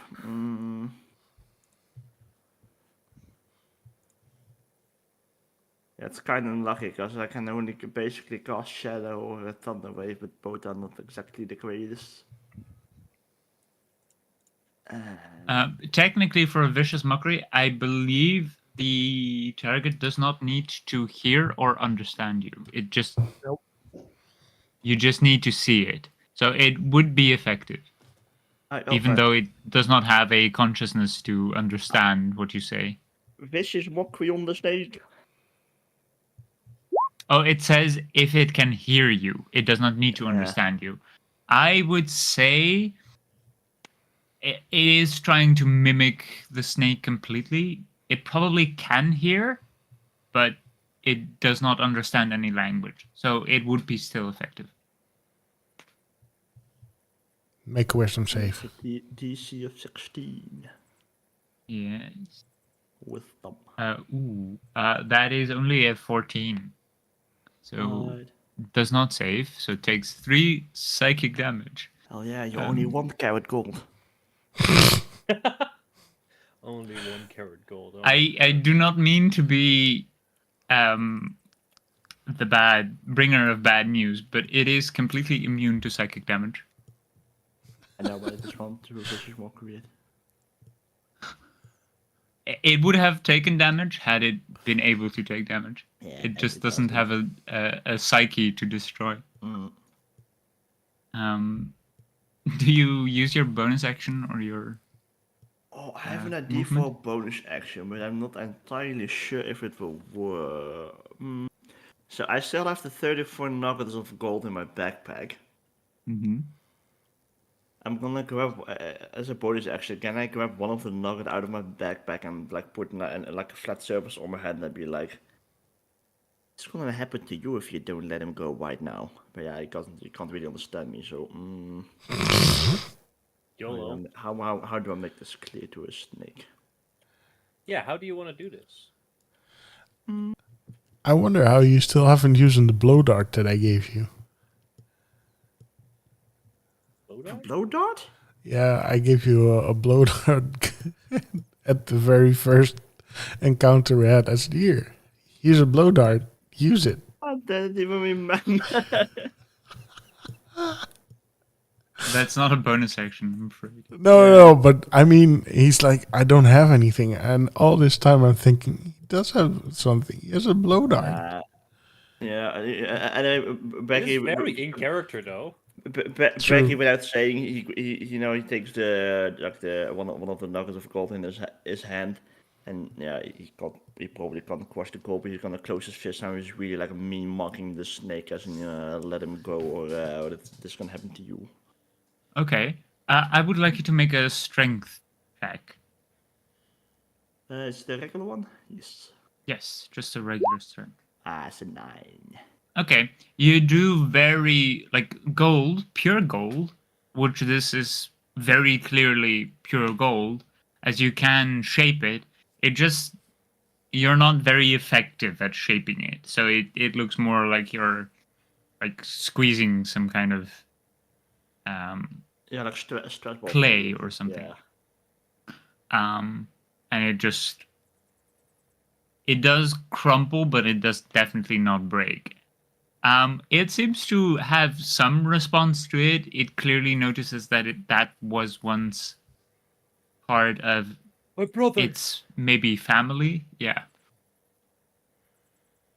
You're unsure what it will do potentially to you the next go it has. Do you move away or do you stay in the corner there? Nah, I'm gonna stay there because if I move to any of the other people, then they probably just stop it to all together again. So nah. Okay. Then Moloko, it's your turn as a bear grappled by this creature. Okay. And I miss. Okay, yeah, you miss both times. Yeah. Let's see if grappled has any other conditions behind besides not being able to move and disadvantage on dexterity saving throws. I mean, no. you get a hug, so you feel good. Okay, no, it's just your speed becomes 0. So you miss both times. He just is so slippery as a snake. He just slips between you every single time, wraps around you again and again. Oh, I just hope my comrades won't hit me again. So okay. Shoot my bow at Moloko. No. Yeah, in that case, Riz, what do you do to Moloko to make this worse? I cast Shatter and Fireball. Okay. No, I will get closer, then use my glaive to see if I hit from a distance. Okay. Which I probably do. 19. Yeah, that does hit. Awesome. Wait, I thought I did get a D10. Shit.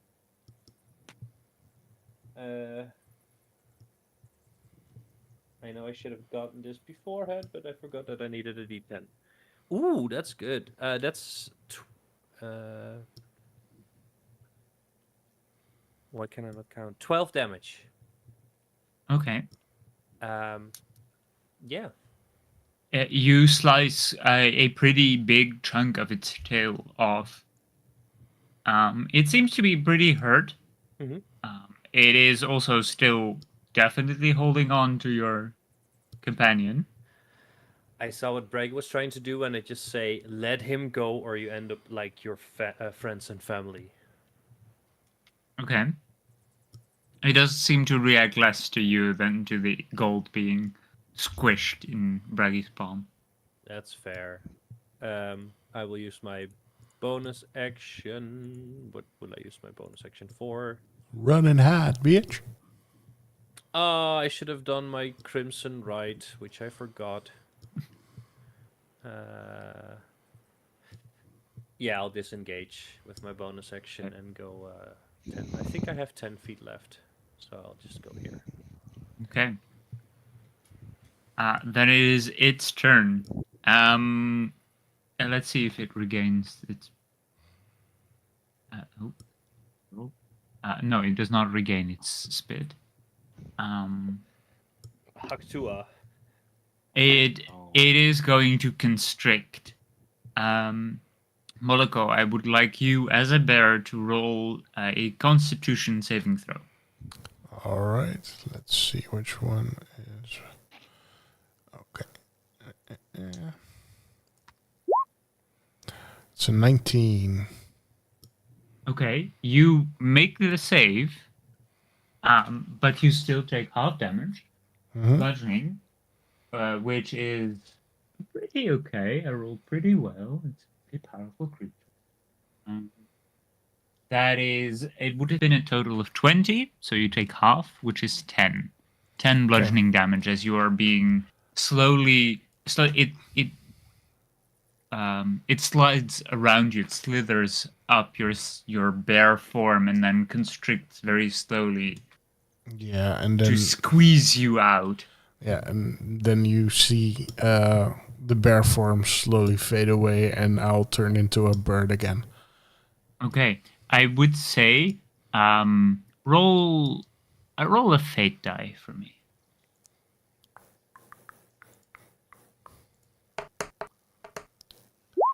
16. Okay. You manage to just duck underneath this constricting snake, and you just manage to escape its grapple completely. It is no longer grappling you, and it is just suddenly this bear vanishes in between it, and it just collapses into itself, and it is starting to wrap around itself and become stuck. Okay. It seems to be entangled in its own form. Yay! That was its turn. Necrose, you're up. Alright. I will, as bonus action, will hex the beast. Okay. It is hexed. Hex, which attribute do you... Let me have a look. It's necrotic.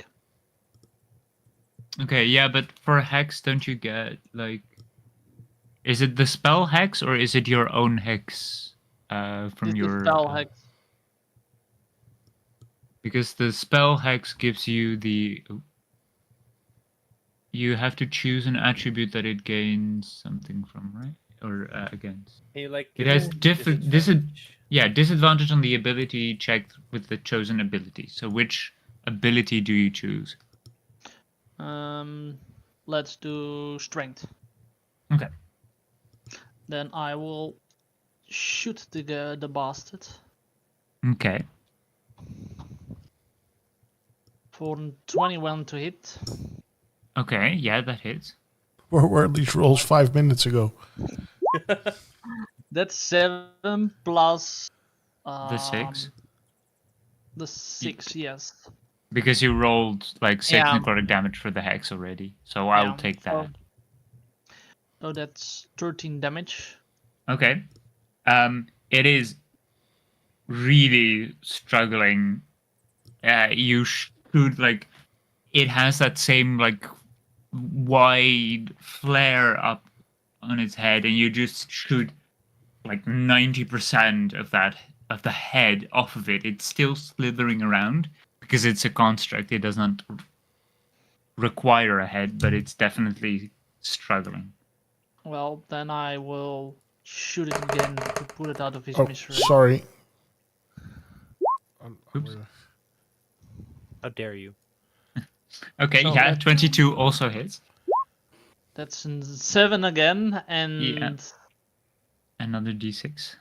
Yes, give me... A 7 is enough. Brother. It only had 5 hit points left. Nice. Damn it.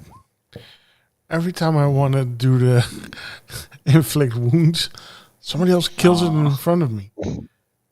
Yeah, don't turn into a bear. Well, I mean, it's okay to turn in. I mean, it was okay to turn into a bear, but you know, if your own teammates take off 20 damage, yeah, not. How do you want to destroy this golden snake? Well, I see that this head is off, so I will shoot at the middle where I think the mechanism is to get this thing still alive, and I will destroy it. Yet again, you see that bright red like orb that is like almost floating through the gold, and you aim at it and you just shatter it completely. And again, like before, this golden snake shatters into, let's say, 12 pieces of pretty large gold chunks. And you can also see that the pool in the middle of the room is getting smaller and smaller. You definitely know this, Necrose.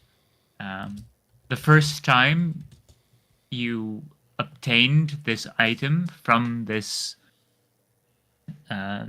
weird contraption, the pool was a lot fuller. But then after fighting these 3 snakes, it's almost empty.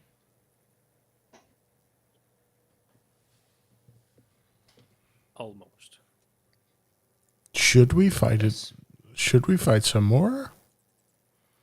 Drain it? Well, maybe.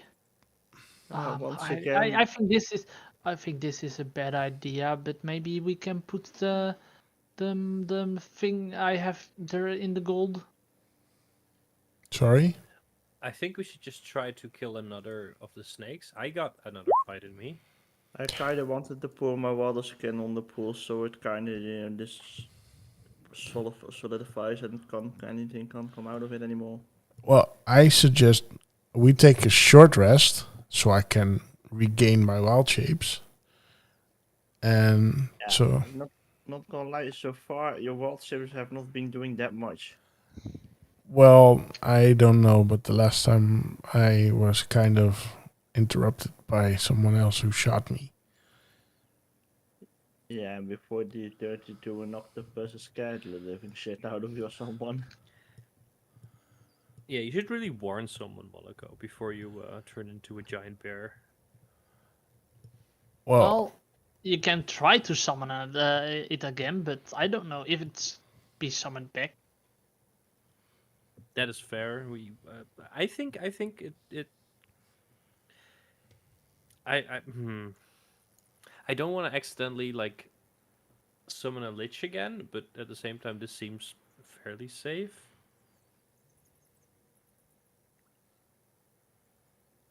So I'm for it, YOLO.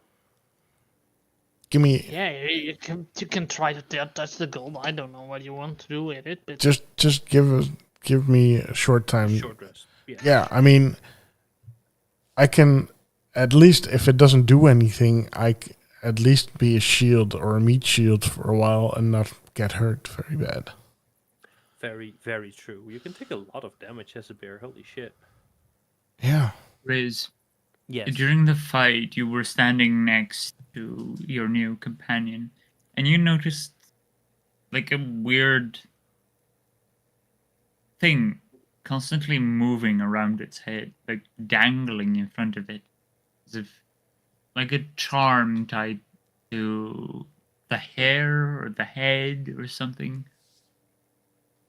It's been a bit distracting through the fight, but it doesn't seem like your new companion has noticed it at all. Oh, that by it's the way, Necrose, what's that thing around your head? the thing around my head. Yeah, the thing that's like twirling around during the fight and stuff. The golden pendant? Yeah, I'm not sure what to call it, but Wait. Which golden pendant? I The one don't. around your head. Yeah, you don't want to touch that though. Oh, Oh, you mean? He will look down. Can I see it? Can Necrose see it? See this thing? No. Make a perception check, I would say, with advantage, because they are pointing out where it is. Your perception check is pretty bad usually, but Yes, let's they go are. with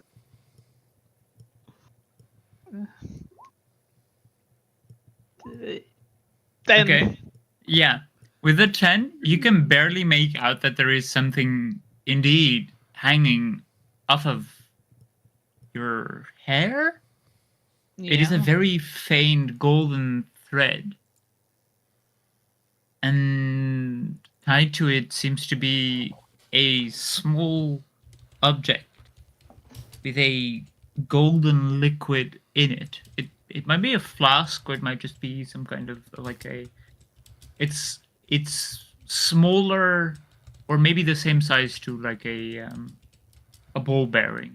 It's very small, but it contains some kind of liquid. And you hadn't noticed this before, but as you look at it, you do get the let me check real quick. You do suddenly get a revelation again, some kind of knowledge that you hadn't before, as if it was always there, but it was just blocked out for now.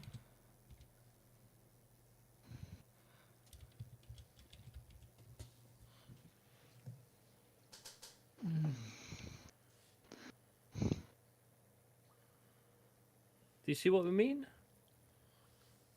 Very interesting. Huh? Yeah, I touched it last time when you went cold. It's not a great feeling. That's why Oh, I wait, know. wait. You touched him in his sleep? That's So not okay. you tried to steal it. No, I touched it. Why would I want to Um, steal it? Okay, and what happened? I got a very, very, very clear sign that I shouldn't be touching it. It'll be fine. I don't know what you did with who, but you made some sort of a deal, didn't you? Hey, welcome to the club. Well, Riz, Yes? I would like you to make a, I would say an insight check as a straight roll. Straight roll. Okay. Natural 20.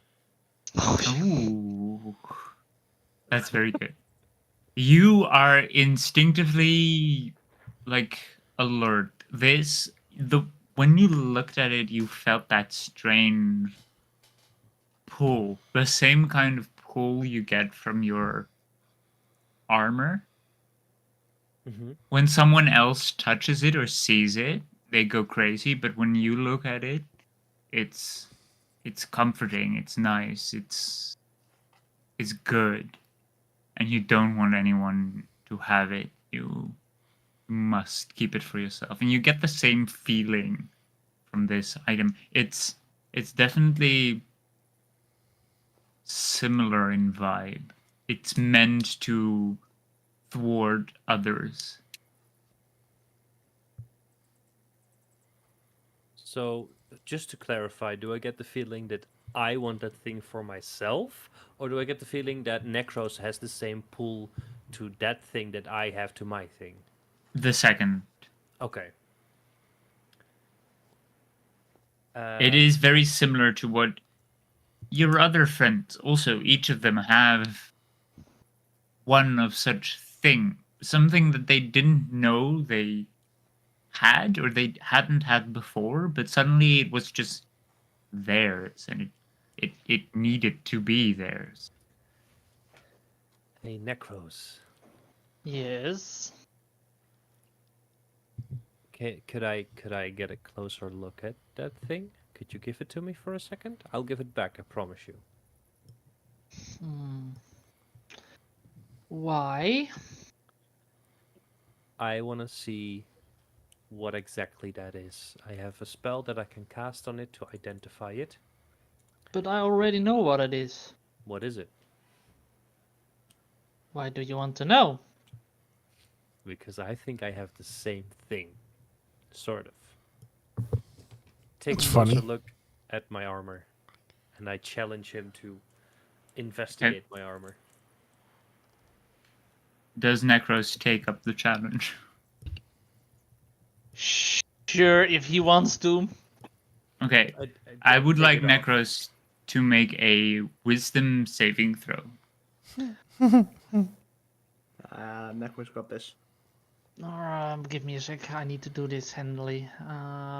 Oh, you can use the right click on the wisdom and then roll.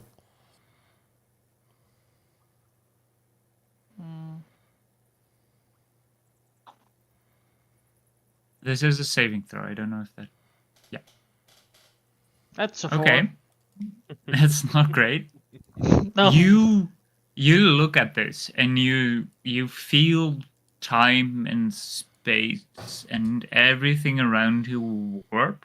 You feel extremely drunk, and you lose place. You're lost in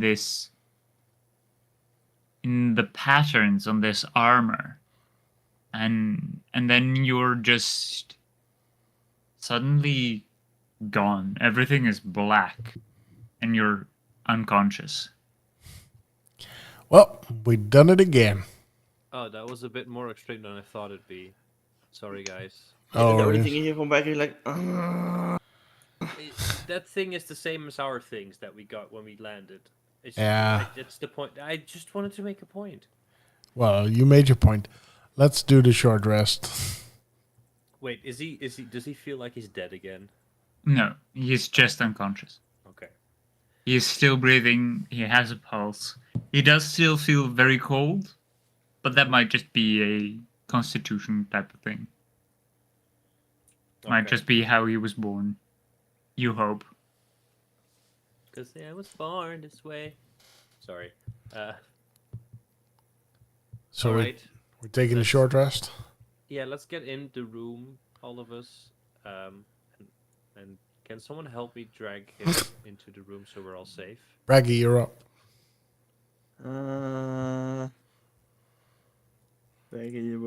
just sighing, just grabs into the room like, Please? Pretty, please? Bragi just drags him into the room. This is a big sigh, like, I will help him. Okay. You both drag him. He's pretty light. He's not that heavy. And he feels... Bragi makes sure to put his bedroll down to lay him on, though. Smart. He feels really empty somehow. There don't seem to be a lot of muscles to him. There's not a lot of weight to him. Probably the heaviest thing on him would be the astrolabe, which to you both seems like you're dragging like an entire, like, I don't know, what's pretty heavy, a bear with you. Okay. That thing. Like, it feels much more heavy than it should be. Interesting. Huh. Well, let's take a rest and then Let's do this again. I hope he wakes up again. Okay. Yeah. In the meantime, while we take a rest, I will find I think this is a chair. Yeah, it is. It's a pretty old chair. You don't know how stable it is, but it is, for now, functioning as a chair. I carefully sit on it to see, like, if it breaks, I'll be ready for it. Stupid. You hear it creak, and you notice, okay, Bragi can definitely not use one of these. Okay, I don't say anything. Stupid question. Yeah. Do I know if the constructs that they need to breathe? You would guess. You wouldn't know, but you would guess probably not. considering there are constructs, they don't have any organs to them. It's unlikely that they need air for anything. Damn it. There goes my plan. Trying to flood this place. No. Just turn into an octopus, grab it, and then step on the sigil with it. That's actually not a bad idea because it would cool it off immediately. Yeah, they are pretty hot. Their bodies rely on some kind of warmth to move. Maybe it would work. You don't know. Interesting idea. While I take the short rest, sorry, I'm eating a cookie. Are you trying to kill us, or? No, I would like to keep an eye on the liquid level, if it like recharges slowly or stays the same. You can see during the rest that you take, there is definitely some kind of growth. You can very faintly make out that there are minuscule amounts of gold, like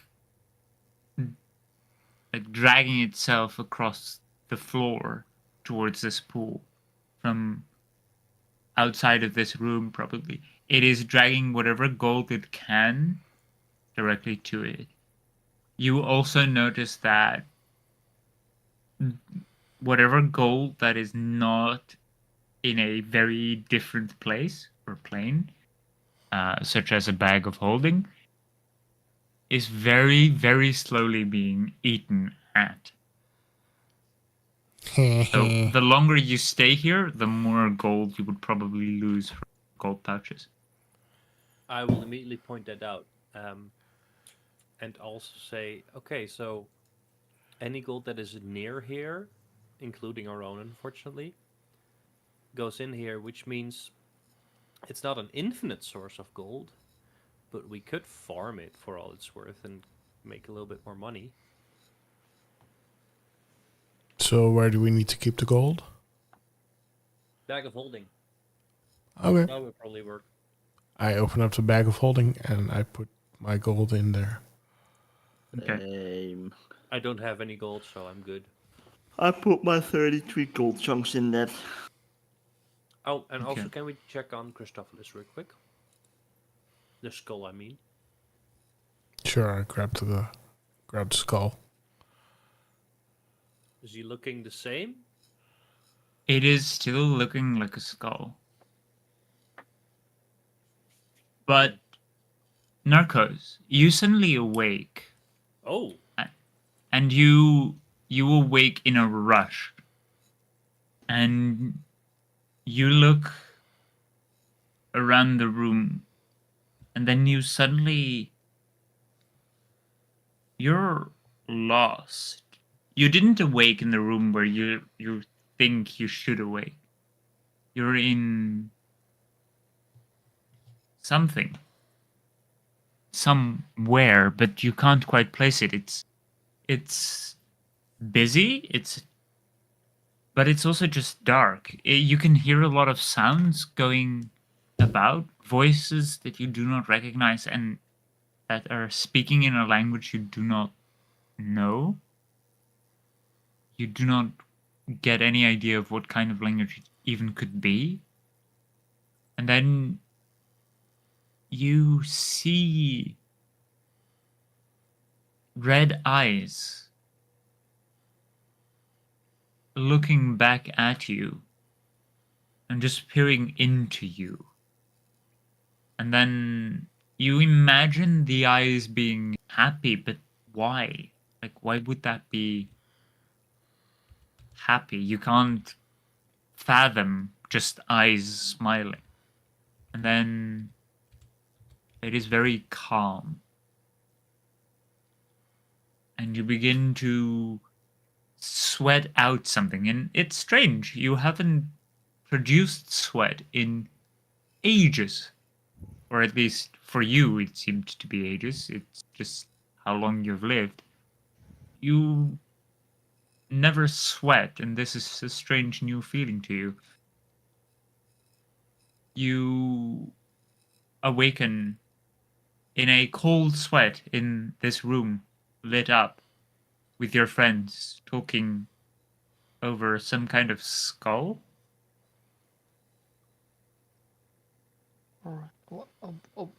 What's going on? Oh, welcome back. Did you have a nice nap? Well, hello there. Well, this is the first time I slept in a while, I think. Oh, By the way, meet what Christophilus. the... Huh? It's Why a do you friend. have a skull? It's our Why? friend. Why wouldn't we have a skull? This... Um, my God, we met him and freed him, and he's been Him. very helpful. him. It's a skull. Okay, Oh, he's- so Unalive. you see a hippo, a bird that can change into different animals, and well, Riz over there, and you think a skull that we talk to is weird. I would like to shape change in exactly Oh. the same face shape as Necrose. Okay. You shape change into an ASMR very similar to Necrose. Yeah. Well, I already know what you are. I know your people, Moloko. So you're not strange to me. Those two, yeah, they are strange. But it's not that I find it strange, but still. You think it's somebody, a skull. A skull is dead. It's nothing. So that's strange. Well, this one is By the alive. way, Riz, can you please don't do it? I don't like to see myself. I mimic his exact voice. I say, "My apologies. I will change back, and then I will change into a perfect copy of what Christophilus normally looks like, including his voice, the skull at least." Okay. And in Christophilus' voice, say, "This is what Christophilus sounds like." He's sleeping now. He does that sometimes, and then I change back to me. Do I Okay. recognize the voice? Make a history check, or make a, yeah, I would say history check with advantage. Ooh.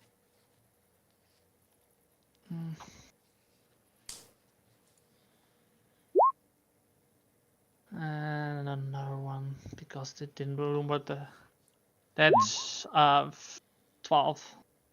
Okay. You don't quite recognize the voice. It might be that either the reproduction of the voice is not exact, but you do get a feeling from seeing the reproduction made by this strange shapeshifter and seeing the skull. There is some connection of it to you. You are aware of its presence. It is all encompassing, and it feels dangerous.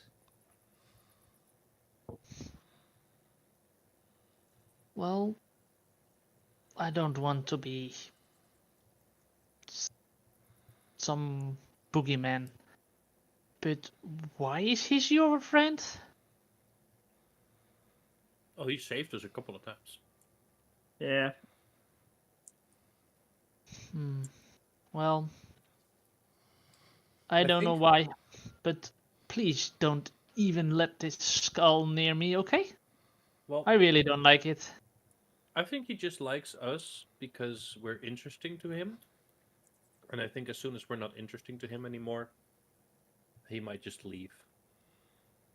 Yeah, he owes me a favor. He'll stay. There. Wait. Do I know about that? You don't. This is the first time you've heard of it. He Well, owes you a favor? Okay. Yeah, long story. Well, please don't even show the skull anymore because I really don't like it. Well, he's gonna come back alive Yeah, I will eventually. say that. Not Yeah. gonna lie, he is kind of semi part of the group, so you kind of have to deal with it. Yeah, you're gonna get used to it, and if not, that's not our problem. Yeah. Well, I don't like it, so please show it away again. I really don't want to see it again right now. Well, turn Well, right around. now he's still sleeping, so. Turn around, bright eyes. Did Christophelis change in any way? Does he still look the same?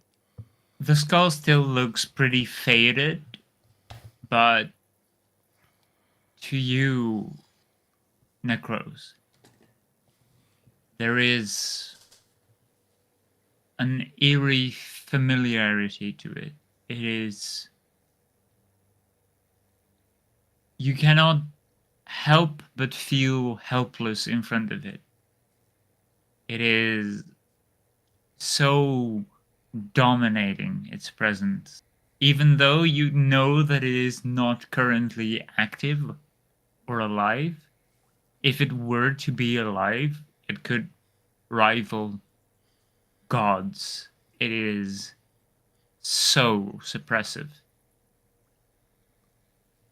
You feel that your power is almost relying upon it. Without it, or its acknowledgement, you, and whatever gives you strength, might not even exist.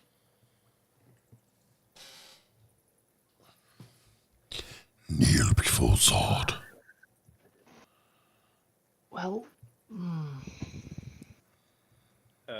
Let's put him back in the bag for now. Since he's still.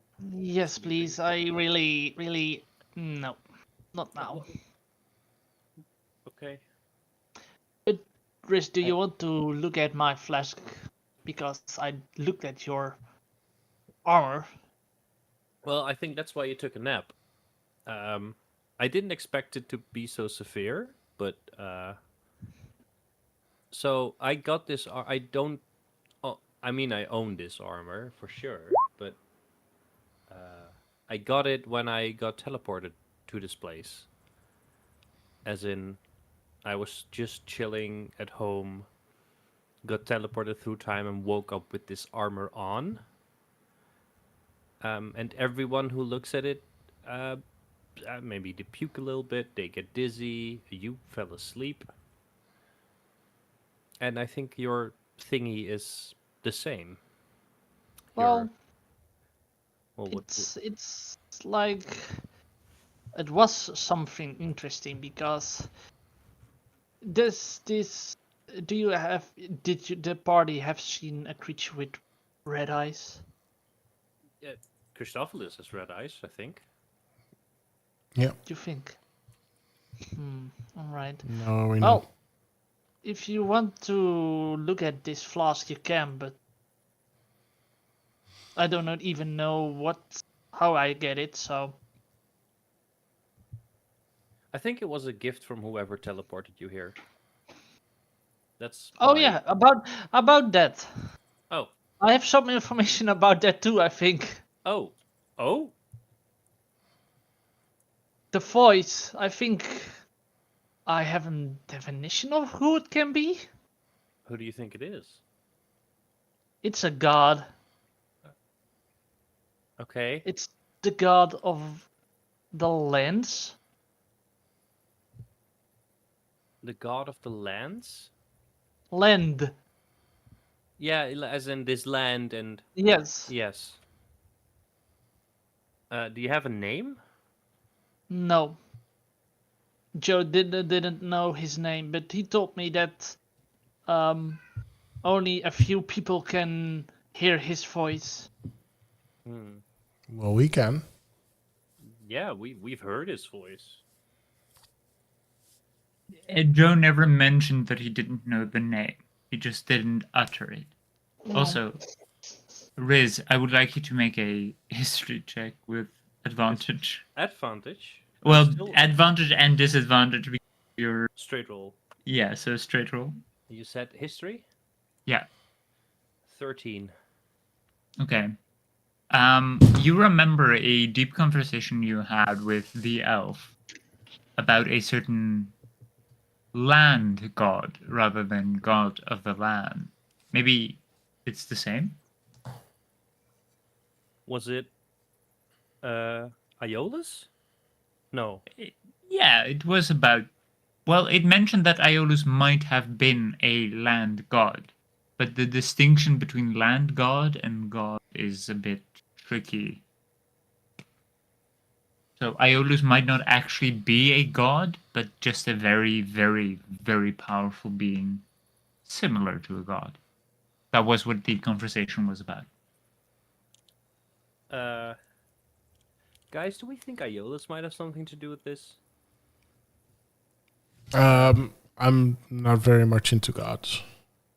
I Well, recently everyone- learned that my own god is probably not the thing that I want to worship.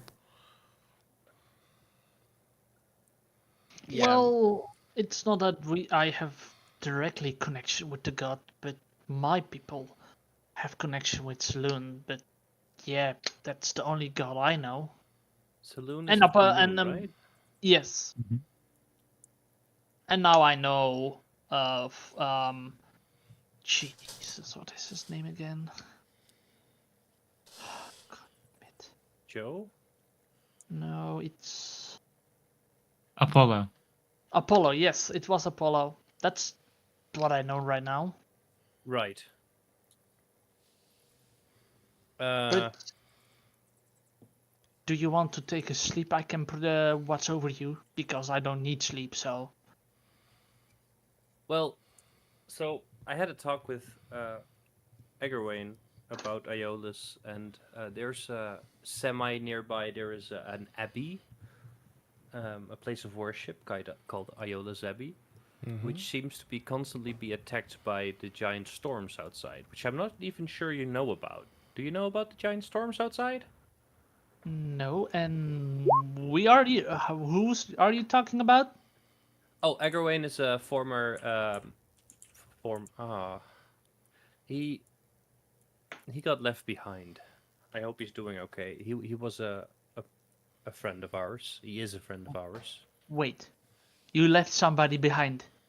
Well, he kind of left us to take care of a straggler we found. And then we got teleported away from where we were, and we haven't seen him since. We didn't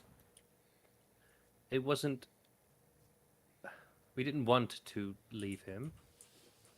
It wasn't consensual. Yeah, It just exactly. kind of happened. Yeah. The building, or at least the underground that you were probably in, was about to collapse, and you had to choose to either probably die or teleport away. Well, no, I really don't know. I know we are in the city of the old empire, but still, that's the only thing I know. So, there's storms of like lightning and fire going on outside. At some places they're a lot worse than at other places. We think whatever evil is corrupting the land and keeping us here is also doing the storm thing. We think it might be the Storm Lord. And Aeolus Abbey is, who is the land of God, or sorry, no, the god of the land, or the land god, either way. Or maybe just a very powerful being of land. Well, his or their abbey is constantly under attack, specifically by those storms. So I think we deal with the Lich and then go to Aeolus Abbey. Well, of course you're going to deal with this lich. It's your fault he's back, so I mean, technically he never left. technically you set him free. I mean, there are a lot of technicals in this story. Don't make it too technical, please. Well, We I are don't gonna know. stop him. Yeah, and I have an option for you, but yeah, it will maybe my end too. But Well, if it's let's try the thing with the orb here first, and let's maybe keep looking around for something that could help us here. by the way, how does this orb thing work then? What is your plan with it? Yes. Okay, well, if my invitation is still open, if you want to go to sleep, I can take watch because I'm not sleeping. In short, we do have a plan. We will take the orb to the hag. We met a hag, by the way.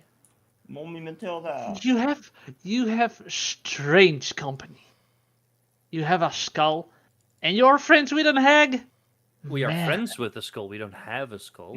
Barry gets like visually frustrated. It's not a hag, it's Mommy Matilda. He has So- some mummy issues, but it's fine. So, it's your mom, and Not literally. he's talking about a hag. He doesn't technically know what a mom is. I have a headache. Oh yeah, you get used to it. Well, Did we say literally? What? Did we say literally? Moloko, please. I know your race is more like we know everything, but please, can you take the tone down, please? I don't think that's the tone you want to take with me, my friend.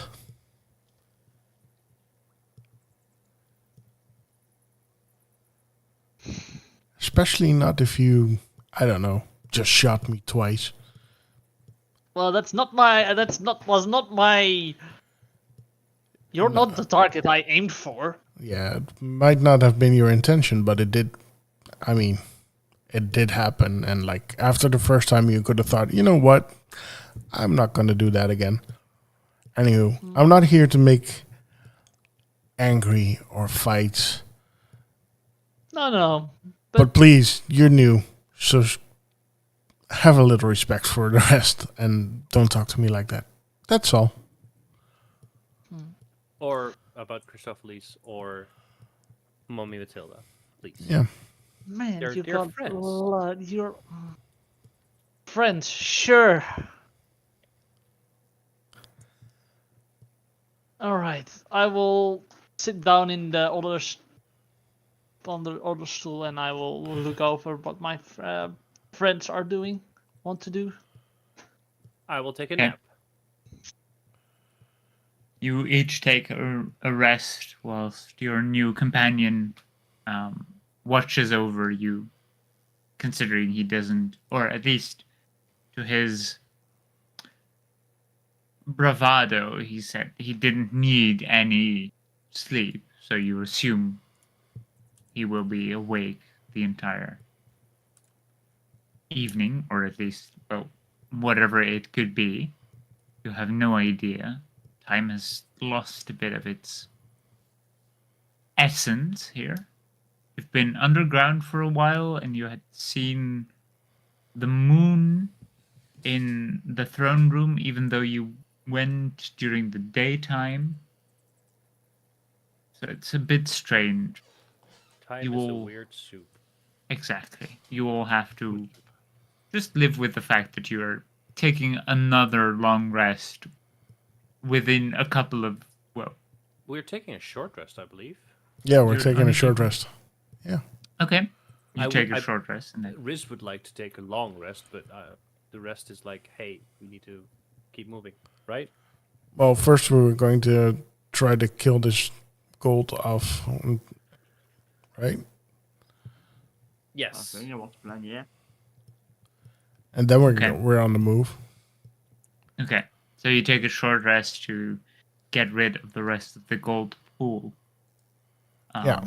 All of you resting, pondering questions. An hour goes by, pretty quickly, after you all have had your own thoughts, you had to put some things together. All sorts of strange and different things happened very quickly. Some of you have died in the past couple of hours. Just a little bit. Yeah, and some of you have very nearly died in the past couple of hours. And others have met old but future people that didn't exist when you were alive, people that seem to have lost themselves, have even sacrificed themselves for others that no longer exist in this reality. And then there is someone that turned into a bear a couple of times, and then an octopus as well. Giant fucking eel. Yeah, and almost got killed by their own supposed teammates. Oh, It was a lot to think about in this hour. And then you all calm down, you relax, you take a breather. But you're all still a bit on edge. There is still this pool of golden liquid in the middle that is ever so slightly growing, not fast at all. But there is also a couple of times you felt tremors in the earth. Oh. You are deep underground, so might be maybe a very big creature is moving about, or there is some What's your kind of. Sorry. Your mom's so fat she causes tremor. Purple worm, Or it go, might be go. some kind of natural phenomenon that just shakes the earth once every so often. Bragi, you remember feeling this kind of shaking before. You felt it once before. Once you took the long rest, during your watch, you felt this tremor, and then you walked into the lake and just relaxed there, basically. But you all do manage to finish a short rest. Sorry.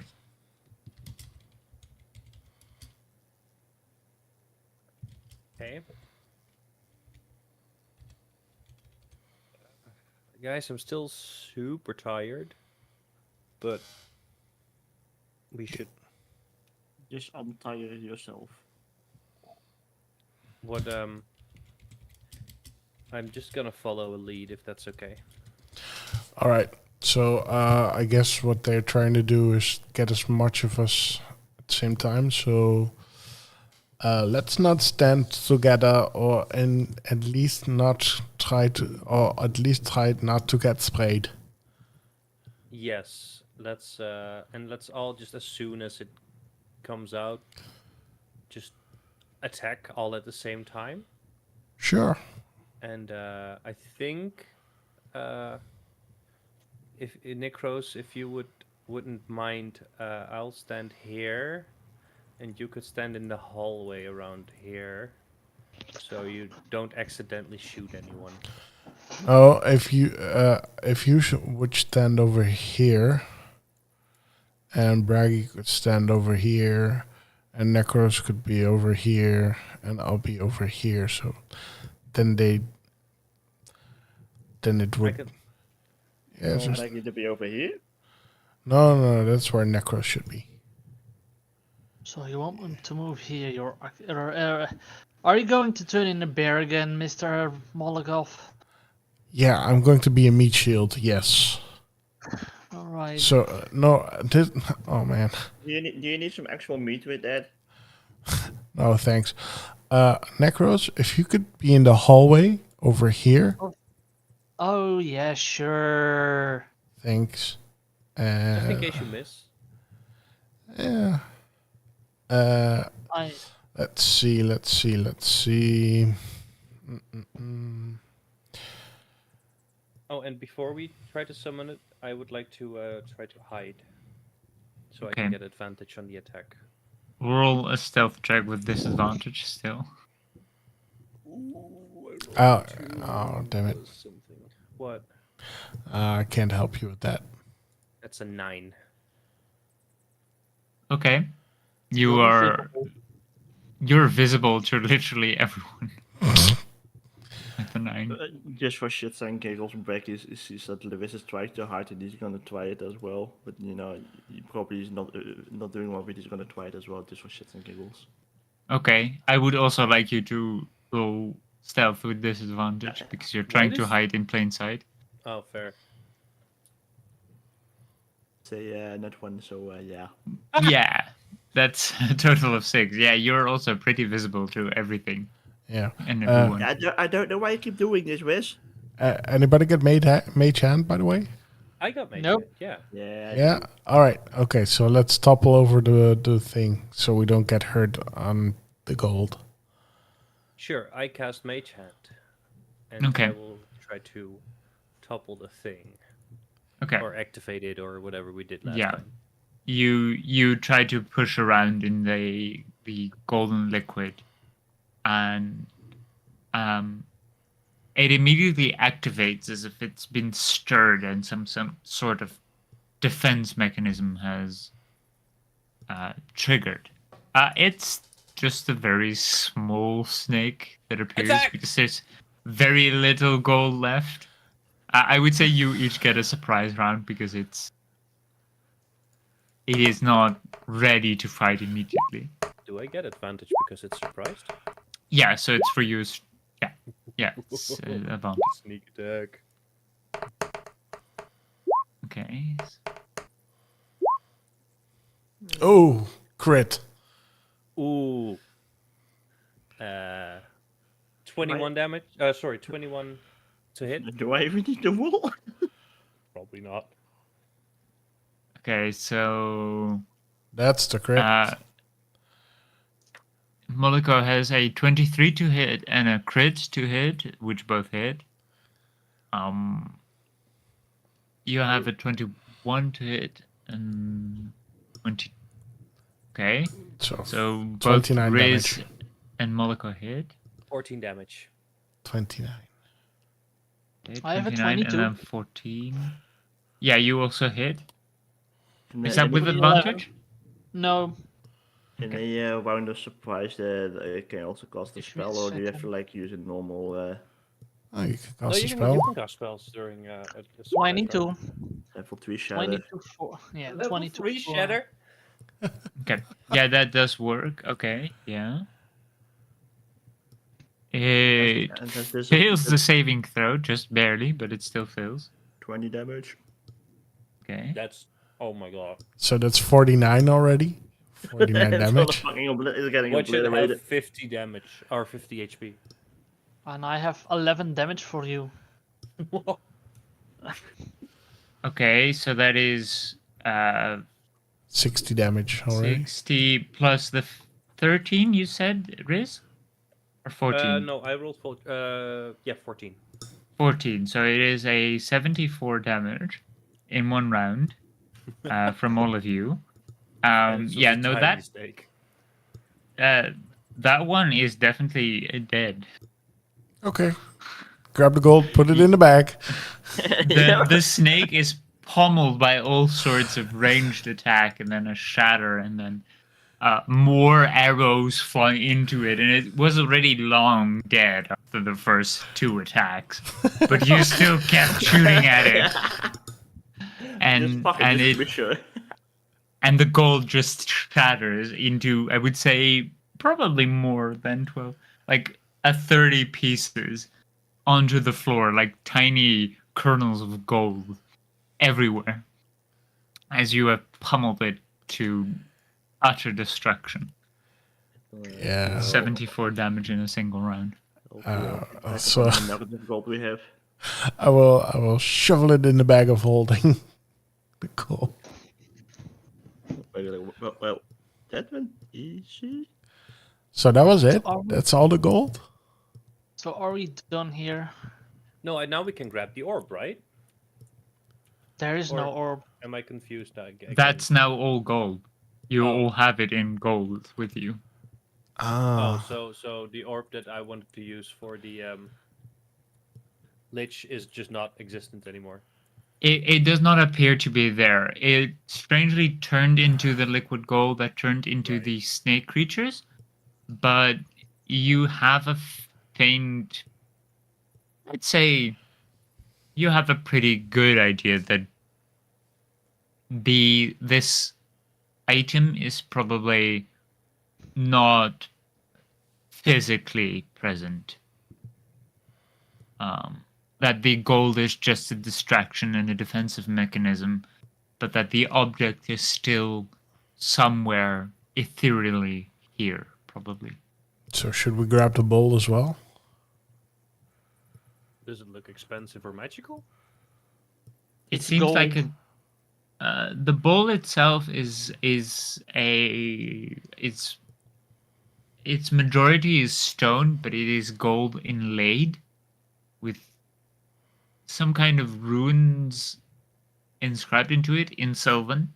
You don't quite exactly get what they are supposed to make, but it seems to be an old ritual that is defensive in nature.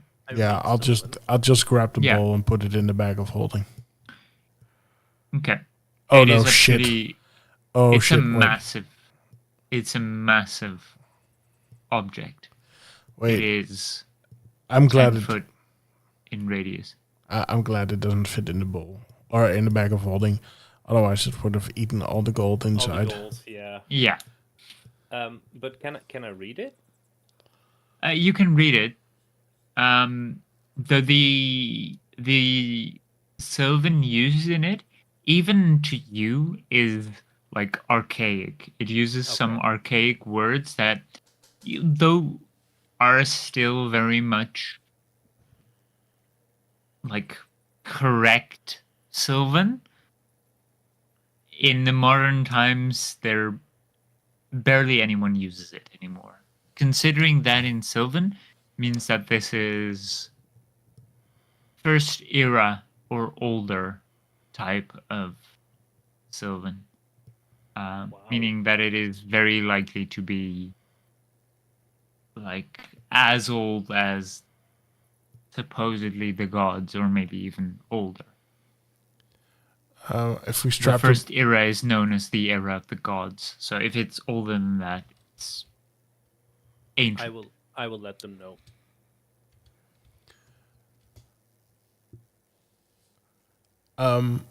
So if we could we strap the bowl to Bragi's back? Sorry. I think maybe leave it alone. But don't we need it? No, I think the thing that we need is the orb, and the orb is somewhere nearby here. But this was a trap for people seeking the orb, so I think the orb is well protected, and we should be careful. I Okay. have a question. Yes, How do you know how this orb looks like? we just saw it in the bowl. Like before we got the third snake to appear, we saw the orb, right? Yes. So Thanks. that's what the orb looks like. Is Sasha gone? Locate object. I think so. No, Okay. I'm still here, but I really need to go real quick to have a little break. All right. Yeah, good. Will Steven Seagal it for a bit? Yeah, sure. Oh God! I'll be right back. I'm All sorry. right, be back. Take your time. Nature calls. No, Steven Seagal calls. Do you pick up? Always. Only gonna say always for Steven. For Steven with its seagulls. Very nice. Very nice. Very nice. My name is F. To Steven Then, Seagulls, yeah. to seagulls. Then you reckon instead of like pet pigeon, the Steven Seagull is just a bunch of seagulls in a cage. Three Like seagulls in a he's like the Mike Tyson of with seagulls. Yeah, Mike Tyson does does pigeons. Yeah, Mike Tyson has like a fuck ton of like love and calf pigeons, which is actually kind of adorable in a weird way. Yeah, he especially came to the Netherlands to get taught the ways of the pigeon. Yeah, I know. Have you ever seen that show, Mike Tyson's Mystery Team? No. Oh, that's so funny. He plays. Dive and Milk Tyson. No? Okay. What? Dive and Milk Tyson? Dive and Milk Tyson. Because he's a duivenmelker. Right. I think something in me kind of just died. Yeah, I feel the same. Isn't that what you call someone who in Dutch who keeps doves or pigeons? Yeah, true, but like it kind of like a dove. It flew over my head. The joke. Ah, Exactly. that's fine. Many people are not smart enough to get my jokes. You neither have the time nor the crayons to explain this to us, huh? No.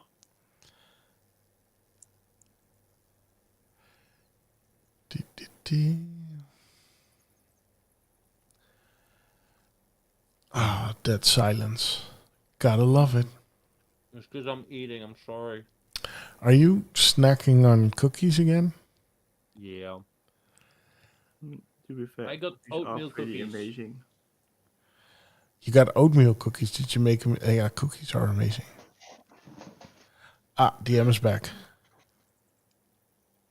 No, he's not. Oh, I thought so. By the way, Steven Seagal, are we going to locate object now that we know how it looks like? Yeah, we can. You can try. That would be a good strategy to follow. Okay, I'm back. I'm sorry. No worries. Sensei Seagal thanks you.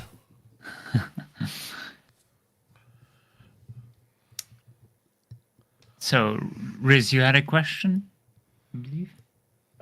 Did I? Fuck, I don't remember. If it was the orb that we saw, Yeah, we saw the orb in the golden snake bowl thingy before we awakened the third snake, right? You did. It once you tried to move the.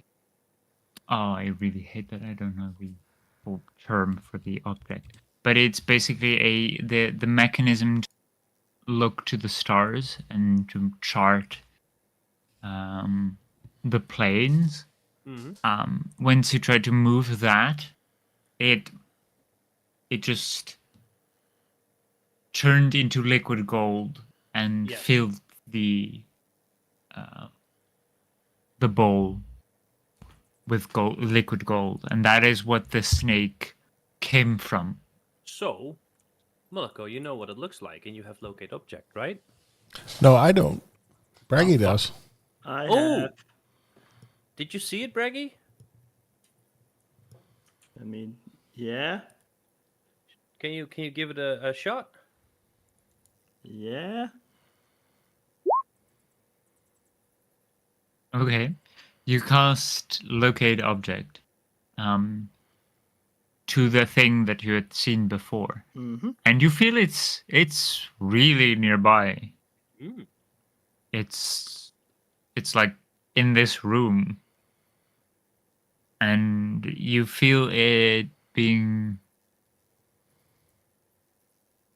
Yeah, you know the general area. Yeah, okay.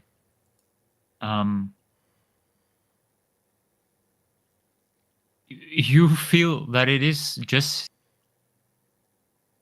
here. It's just not visible. Do you say that? Yeah. Everything you heard, Bragi conveys the rest of the message. So it's kind of here, but we can't really see it somehow. Okay. Anybody got see invisibility? Let me read the description of my Eye of Ayun for a second. Oh, can Bragi try something? Because he knows the general location. Can he just throw like a relatively a lot of amount of spaghetti on it to see if he can see the shape of it? Okay. I Yeah, think that you it can makes try. sense. Bragi starts throwing spaghetti at it, I guess. I would say, yeah, let's just. Okay, you throw spaghetti in front of it, and as soon as you are on top of it, you try to cover it in spaghetti so that you can see the outlines of it.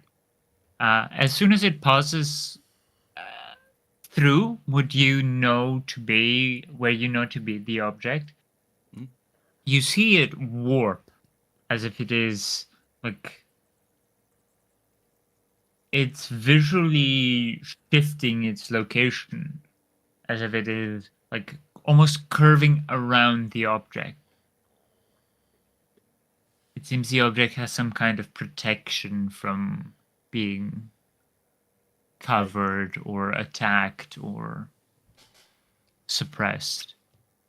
Dang it. But you can clearly see the outline of the object as you throw more and more spaghetti on top of it, because the spaghetti is like morphing around of it. So apparently it likes eating spaghetti. Okay. And most of the spaghetti just falls to the ground.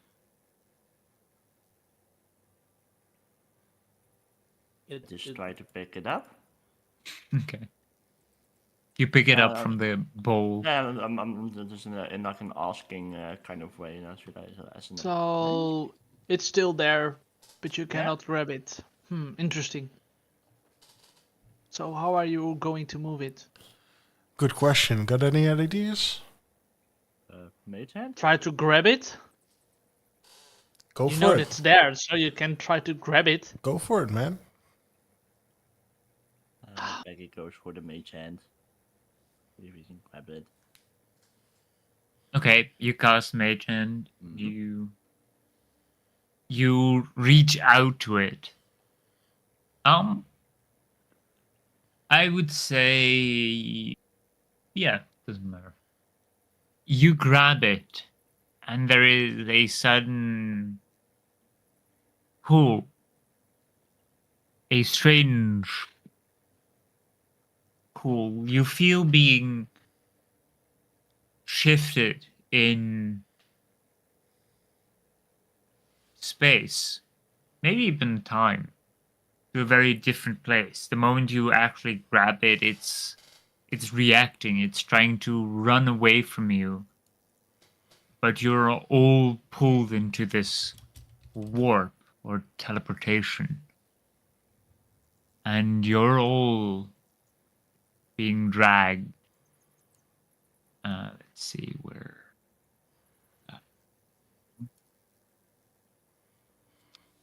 Into a very, very familiar place to some of you.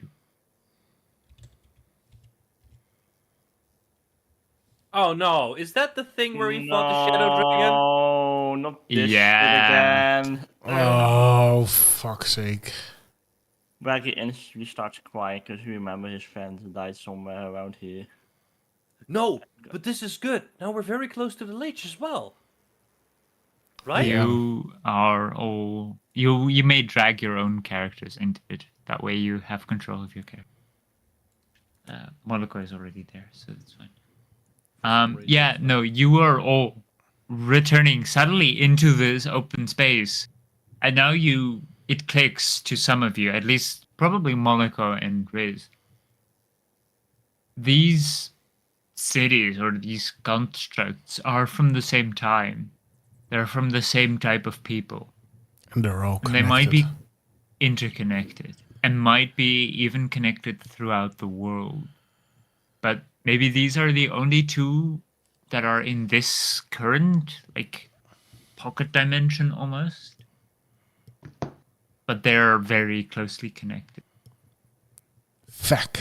Yeah, Um, I think. Yeah, go ahead, Riz. Sorry. I was just gonna immediately try to do a perception check for any enemies or sounds that might trigger my fight or flight. Okay. You make a perception. Hey, perception. Where the fuck is my perception? What? It's under the P. Ah, there we go. That's not too bad. That's a 13. Okay. You listen, you look around quickly. You do notice you are in the actual real space. You're not in the fake reality in this area. You can very quickly tell because there are very clear signs of damage done by the shadow dragon to the statues and the centerpiece. It has clearly tried to destroy whatever it passed by, and considering you ran through here trying to flee from it, it has definitely affected some of the stonework here. And you say this is good, but we forgot, or at least I think you forgot, Lydia is still in the other city. Mm-hmm. Yes, but Wait. if there's a way to teleport from there to here, it is likely to. There's probably a way to do it the other way around too. We just haven't found it yet. What kind of room is this? Where are we? Well, this is. Yes, Bragi, go ahead. No, I think it's hell. Bragi. Oh. For an interesting reason, you very clearly see the marks where you have left a piece of reality. You had moved around with it, but there is still very clearly the markings of your creation. Your chair that had just warped into strange matter is still somewhat there. As I said, when we walked in where he started crying, like, oh, my artwork. My friend. This is one of the spots where Christophilus saved us in this particular case from a shadow dragon.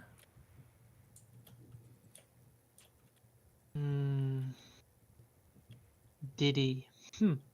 Interesting. Yeah. Well, what now? Do you still feel the pull of the object, Bragi? Do you know? Do you feel it? Barry, fine. I just gonna touch the leftover things from the construct. Okay.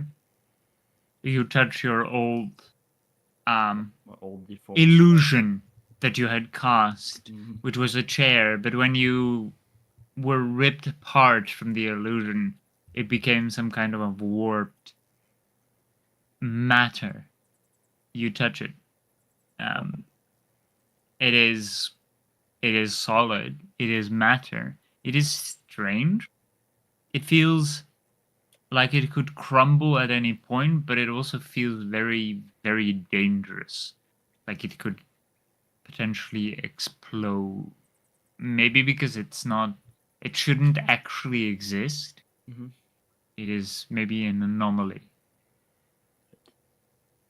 I can feel it, but let's not touch it. Because otherwise it goes boom. No, I mean the you casted locate object on the orb, right? Oh Yeah. Do you feel the orb? Do I? You are focusing on the locate object, and you notice that it had disconnected. You are too far away from. Yeah, I'm out of the average. No, don't feel shit. Shit. So Damn it. We're why lost. did we teleport away then? Did it, like a defense mechanism, maybe? Wait a You wish me to- minute. Yeah, Yeah. shall we go? Yeah, do you think, like, that's what we need to do with the Archlich? Like, teleport away? Because Necrose said he could teleport it towards that other dimension to trap it. Yes. Do you think that what she meant with the object? Like, why wouldn't she just say teleport? Why did she put us on this wild goose chase if this was, like, what was going to happen? No, I don't think Matilda knew that we were gonna get teleported away. I highly doubt that. Are you trusting a hag? You We- know those Yes. creatures are not trustworthy. Well, she did lie to us yet. And I don't think if you were there, you would understand, unless you were there, but...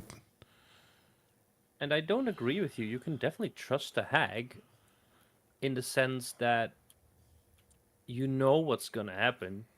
You're gonna get fucked over. You just don't know exactly how. But when they say something, they usually don't lie. They just might not tell you the complete truth. But hags rarely straight up lie, I think. Well, so I now have another question. How far is this lich now? I think we're right From this under it. pit? No, we're not Yeah, right you- under it. I mean, we're not that far away from it. This was in the mountain that got split, so we're in the reach of 2 goals at one time. So we can go to the Archlich and we can go up to the mountain to where the Where my friend lived. what? Where my little friend lived. Yeah, That where mountain. that mountain. That's where we are right now. I'm so confused. So, what are the plans now? Because first you told me you need to find an object. Now you told me you had find that object and you tried to touch it, and now we are here without the object. There seems that you have a firm grasp of the obvious, my friend. So, what are we going to do now? Well, let's That's go a with the good flow. question. You want to go to the Archlich and you want to banish it to the other dimension? I think we should go look for a way to teleport back so we know whether or not that exists here. And then we can utilize that if we need it.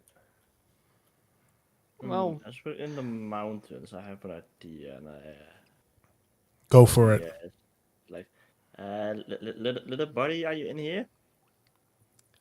You see your friend twist around you a couple of times and just hug you. Bragi hugs him back.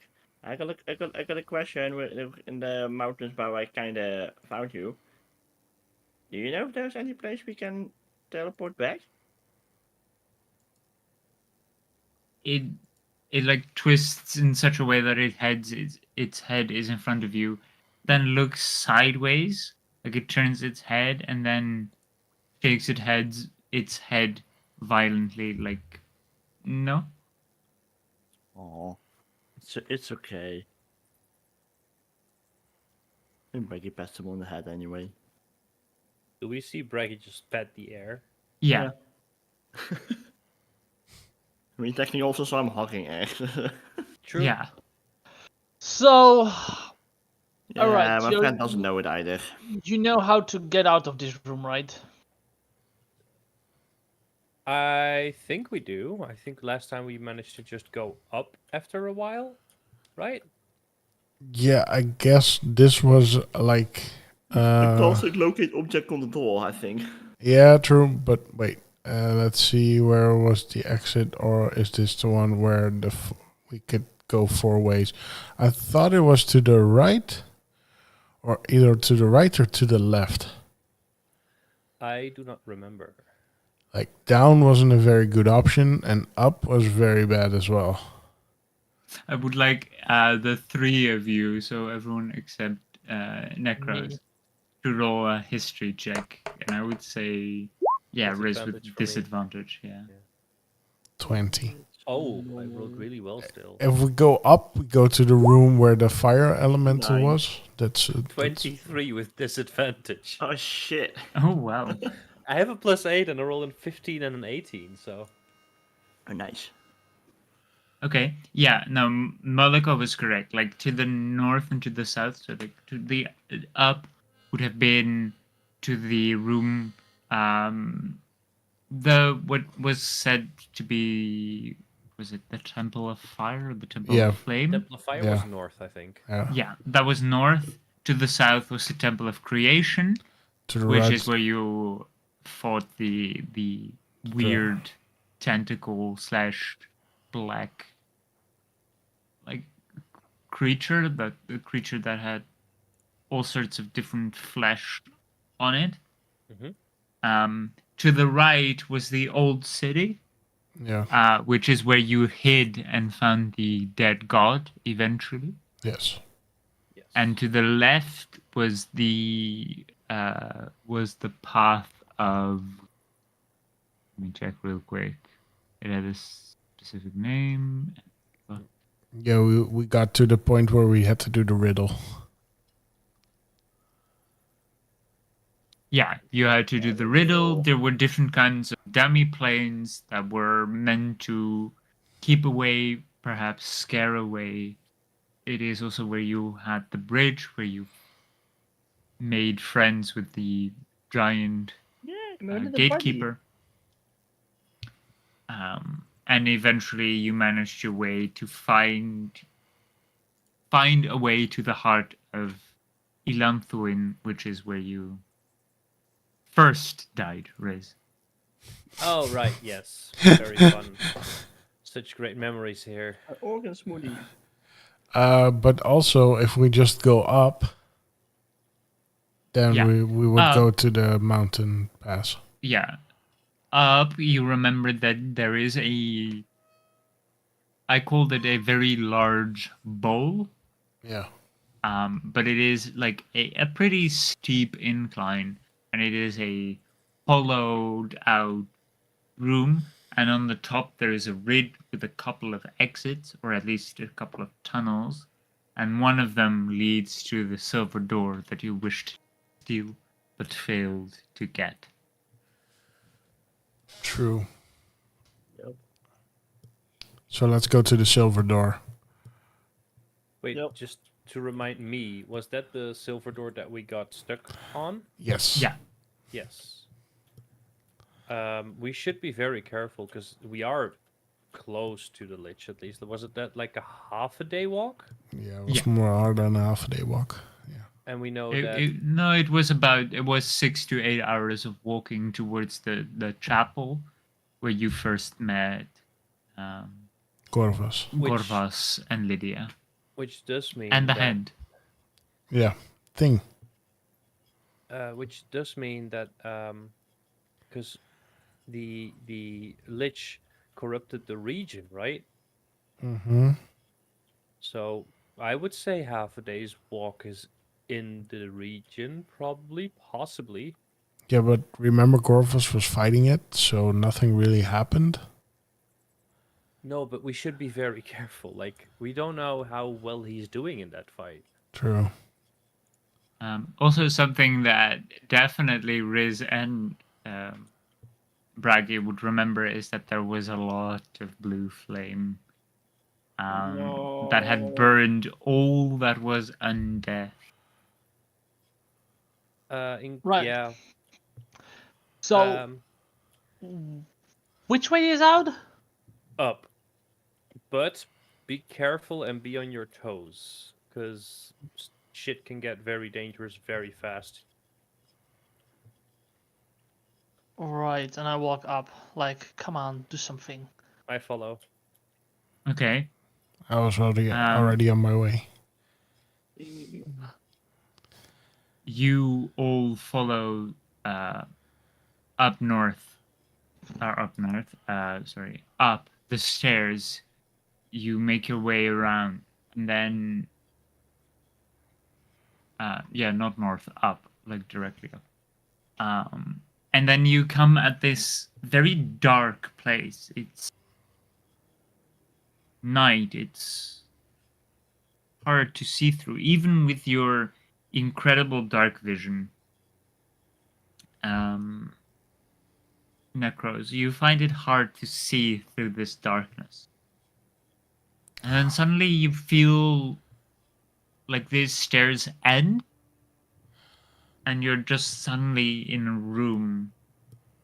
Not this shit again. But you're at the bottom of this vast room. It's a couple of 100 yards, like a couple of 1,000 feet across. And it's a very steep bowl-like form, this room. It's circular, and you're at its deepest point. And beneath you, you can see like a hole to the void that probably leads to the stairs from which you came. But there is a sudden disconnect. Like, the stairs end, and you're suddenly in this room. There is no defined connection between the two areas. Well, this is dark, even for me. Are we even there? You all gather, and you're all together, and most of you do remember this room. But you remember the way you got out of this in the first place, the very first time that you fled before you gathered you had to destroy this shadow dragon. Mm-hmm. That was through the help of an entity that is no longer there.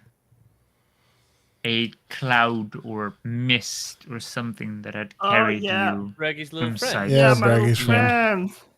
Who helped us or saved us from the dragon, but basically sacrificed himself, right? Yeah.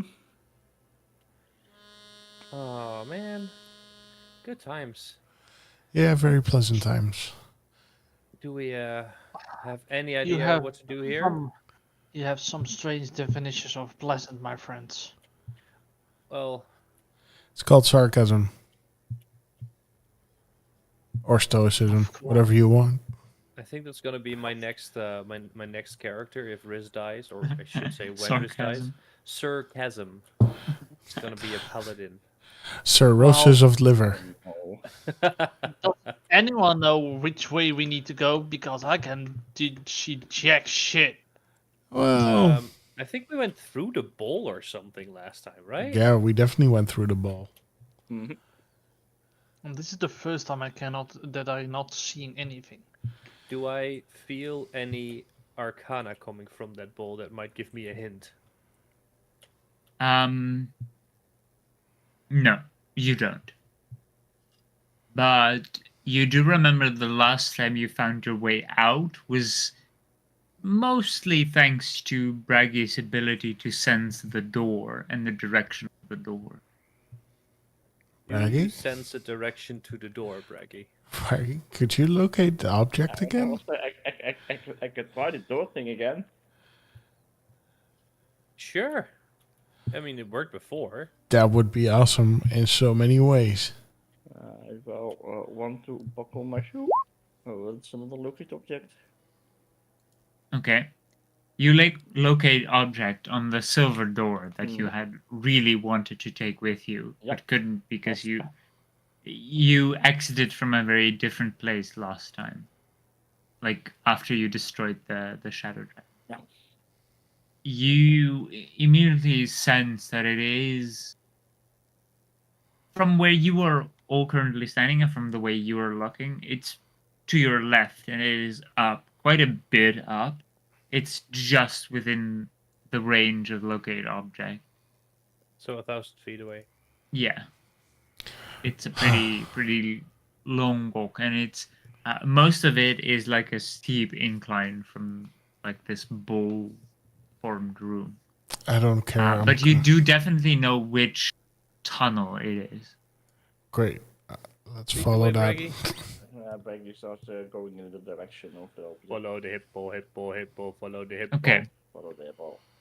All the creatures, that means everyone except Moloko that cannot fly, I would like them to make an do this. athletics check to try and climb Oh no. this steep incline of a very like That's it. slippery surface. But he got spider feet. I am looking at, like, I slowly look at the wall and at Moloko and Necrose, and back at the wall and at Necrose and at Moloko, and back at the wall. I don't know if I'm able to do this right now. Want another piggyback, I guess. Well- Could you give me a hand? Yeah, sure. Come on. Okay, you can get advantage from that. And I normally have disadvantage, Yeah, so it's a straight roll. and I have a -1, I think. Yeah, for athletics. You will see. 14! Nice. Okay. Okay. I'm 15. Thank you, Bragi. I couldn't have done it without you. It's Oh, very wow. clearly it's very clearly that Bragi is dragging you up. Bragi is a lot slower because of that, but Bragi is just like climbing very easily throwing you up every so often and then just climbing the next Just bit. swings him up like a backdoor and then continues himself. Yeah, down. exactly. Swings him up again. Somehow, Riz is getting motion sickness from this. Yeah. Very understandable. You're basically being tossed around by the hippo, who is actually just climbing a mountain, like nearly at a 90-degree angle, without any trouble. I would say because Necrose didn't get the help, you are a little slower than the rest, but you do manage to get your footing everywhere, and you also manage to climb this very slippery surface. You do fall occasionally, slide down a bit, but probably with the help of like Bragi's big figure and Moloko's flying capabilities, he just I am so adjusts you. I am so stupid. You have spider. I have climb or wings. Oh yeah, you do. But Oh, I don't- damn it. I don't think you can fly with those wings because they're that type of wings, right? You know, Bragi probably just made like some holes in the ball with his feet, so you can just climb up on those. Yeah, but I still can climb. But give me a sec.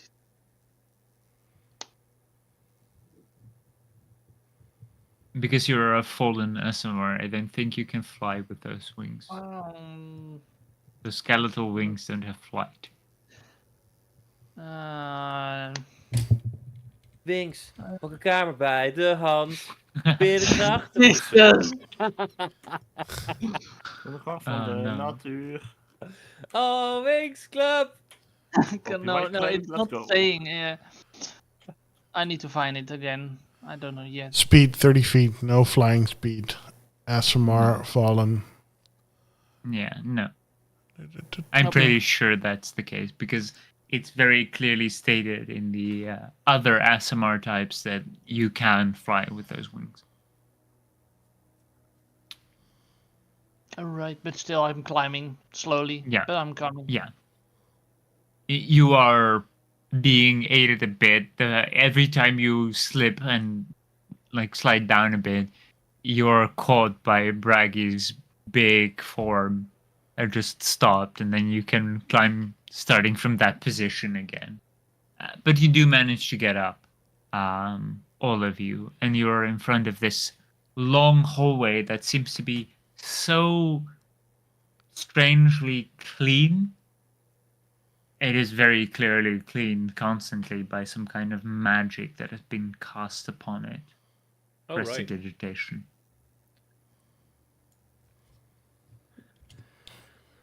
So, what's next?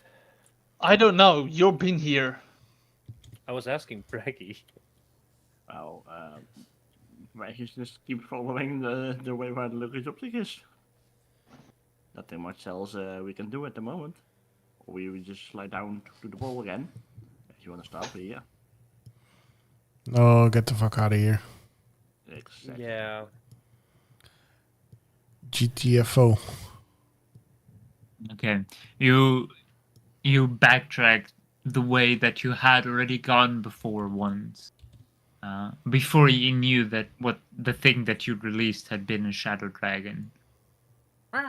You had escaped in the nick of time, and then Christophilus reminded you that if this dragon were to be released, most of this world would have been destroyed. Did they But kill now, him? Yep. Well, no. not kill it, but we did seal it back to where it came from. Yeah. You Alright. undid its Summoning. summoning. Yeah.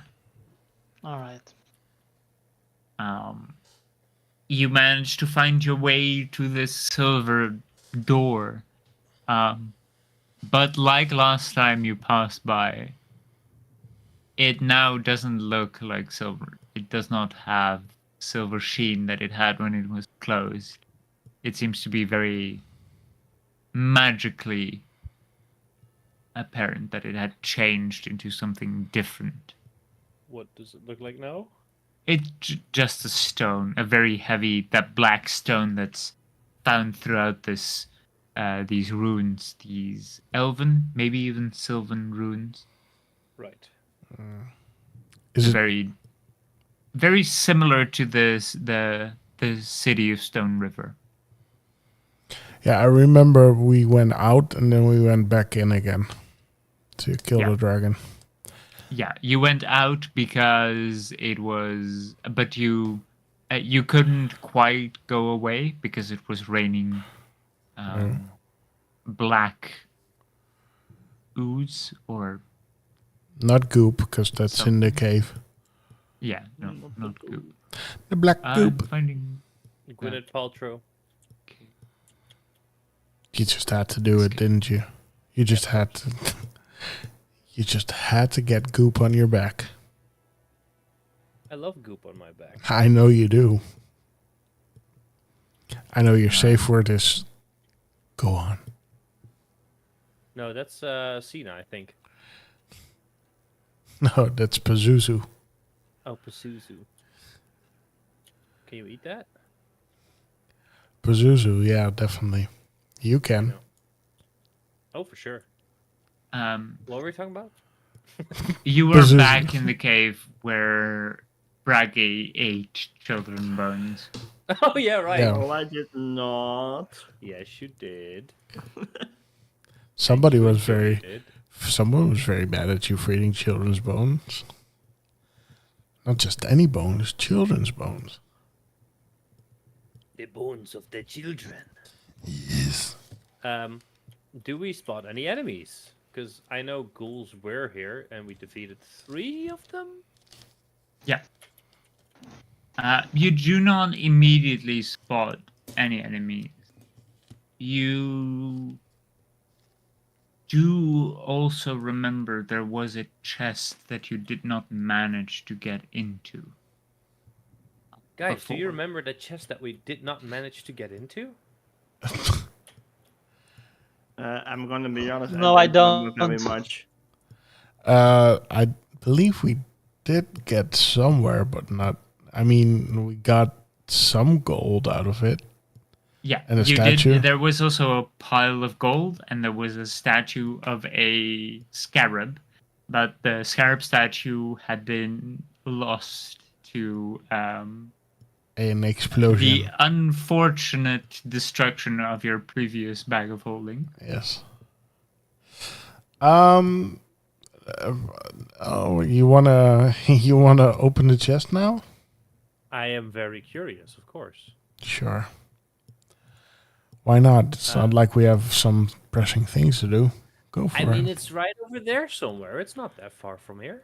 Yeah. It's here. It was in a hole where all the ghouls, Where all the ghouls what? seemingly, the ghouls also seemingly threw everything that was shiny down there.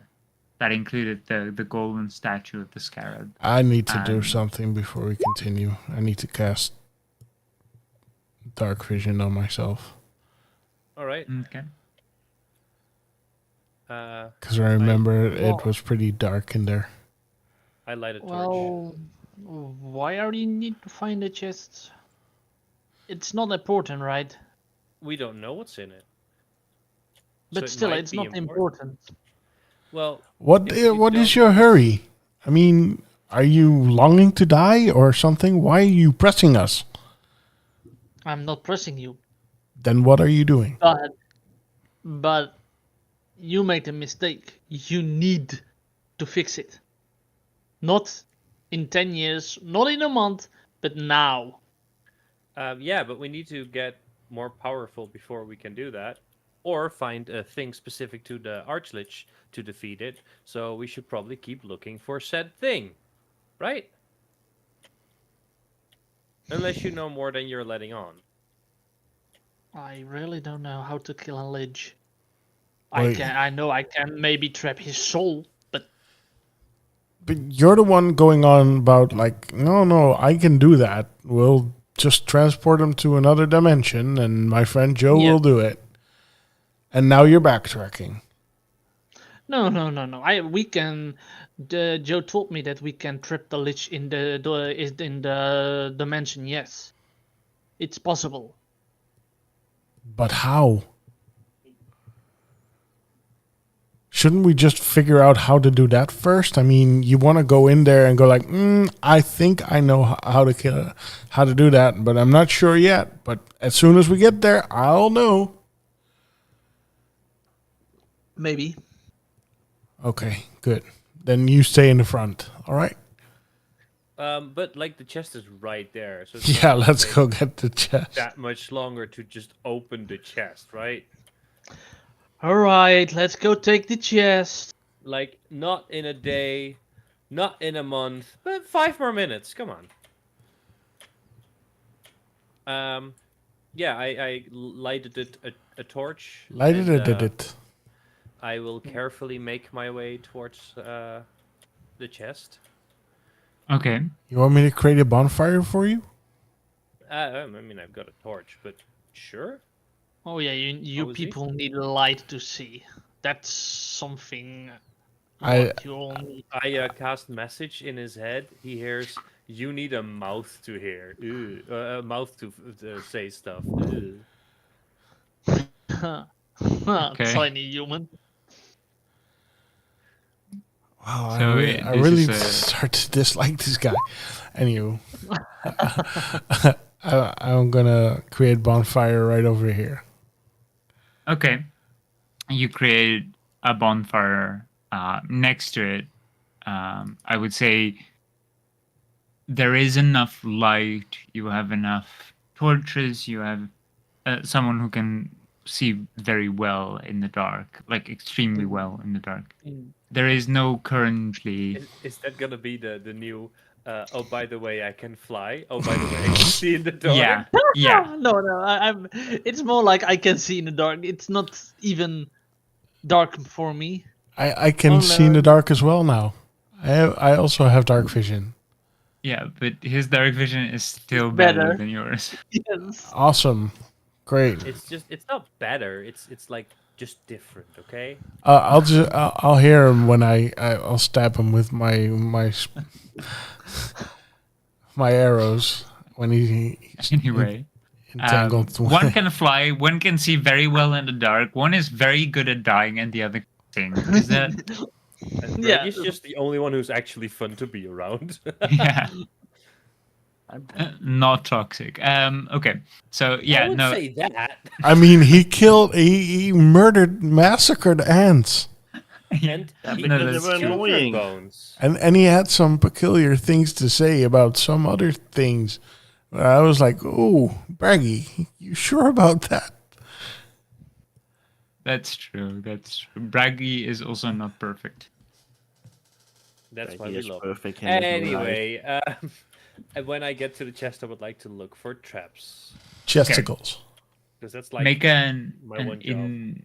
investigation check, please. With disadvantage, right? Yeah, you're still That one. okay. Well, the test close. There are no traps. It's very clear there are no traps here. All right, let's see what's in this. Is it locked? It seems to be locked. Yeah. Can There's I? a I? lock I would like to give him the help action. Okay. Make a sleight of hand or a sorry. Do you have proficiency with thief tools? I do. Assume. Yeah. So that would be a dexterity check with proficiency if you have. Is it Thief just tools with you. with thief tools? I think it's just a sleight of hand check, right? Well, it is technically a dexterity check with proficiency, but if your sleight of hand is similar to that, it's the same type of roll. With proficiency. Oh, it's literally both a plus, the same plus. So just a straight roll. Yeah, because of the help action. 17. Okay. You quickly pick the lock that you previously couldn't pick. Your lockpick got stuck. Oh right, I did try this before. Yeah. You open it and anyone close to it, so that's definitely Moloko and Riz, but maybe other people as well. I would like you to make a Constitution saving throw. Sure. Cool. Sure, let's make a con save. Fuck! I see it go from a 19 to a 3. Let's say net 20. Ooh, nice. Okay. Is saving throw technically an ability check? No, right? No, it's a saving throw. It is based on an ability. Yeah. So Do I have disadvantage because I'm exhausted? Yes. Okay. But it might be it might say later on attack rolls and saving throws, but I'll check that real quick. Oh yeah, no, you're right. At 3, it's disadvantage on attacks and saving throws. I thought it was just no. attacks. So that straight it roll. has split them. Yeah. 18. It's a straight roll. No. Yeah, 18. Okay. God damn it! I'm the only one. So yeah. So Moloko, you suddenly inhale a lot of poisonous mist, and you are poisoned. And so you're poisoned for a while, meaning that is the condition poisoned, Yeah. which gives you disadvantage on all ability checks, as well as let's see real quick. No, it's just disadvantage on attack rolls and ability checks.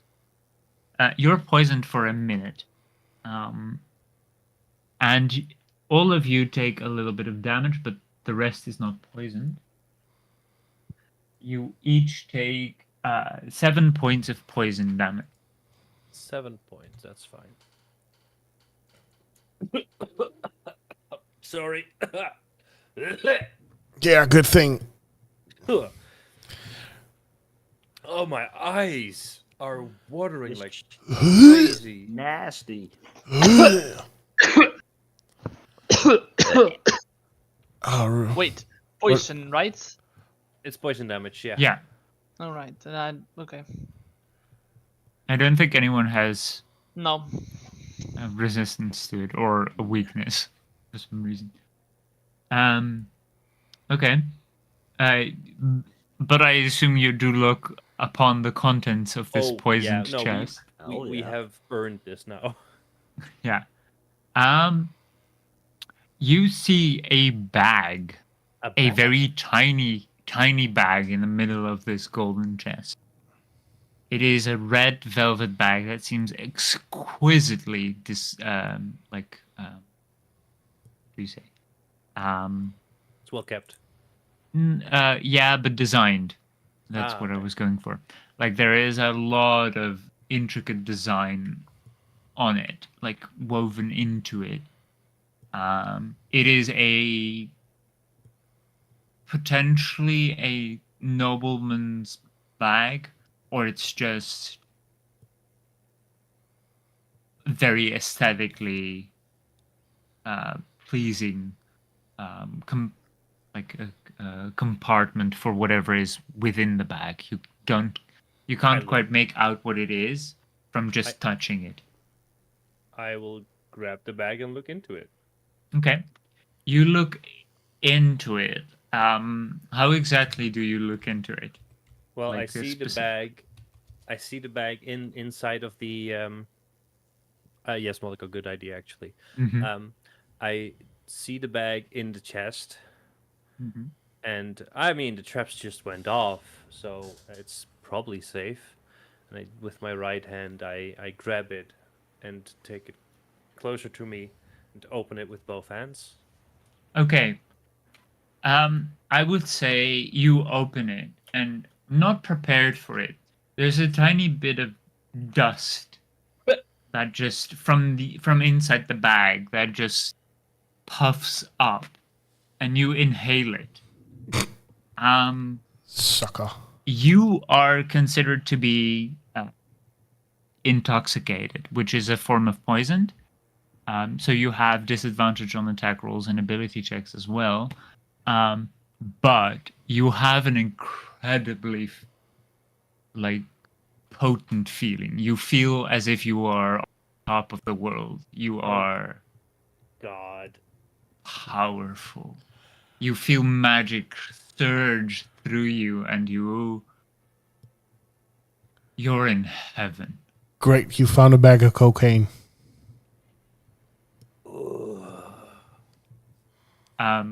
Moloko. Yes. You immediately recognize the type of high he's on. This is very clearly the most dangerous substance that there is known in the underworld. Not because of its danger to the person who inhales it, because it is very dangerous, but because it is not sold. It is so valuable that there is no market for it. Okay. This is called dust. And dust is a magical substance that is somehow formulated through, it's quite uncertain how it is made, but there is a mechanical way to make it, and there is a natural way that it appears. Okay. But dust allows someone to be capable of casting at least a 7th level spell if inhaled the correct amount of dust. Okay, so... Kidding. 7th level? Yeah. As far as you're aware, Moloko, and you are pretty well versed in this, I will give you the transcript of what dust does. Okay. I think we see Riz open this bag and comes out of it, and you just see the camera zoom in on his face till you just see his nose that's slightly powdered, and his eyes and his pupils just become big, and then you see the credits roll in those eyes. A description of the dust itself, a fabled substance simply known as dust. It resembles a fine multicolored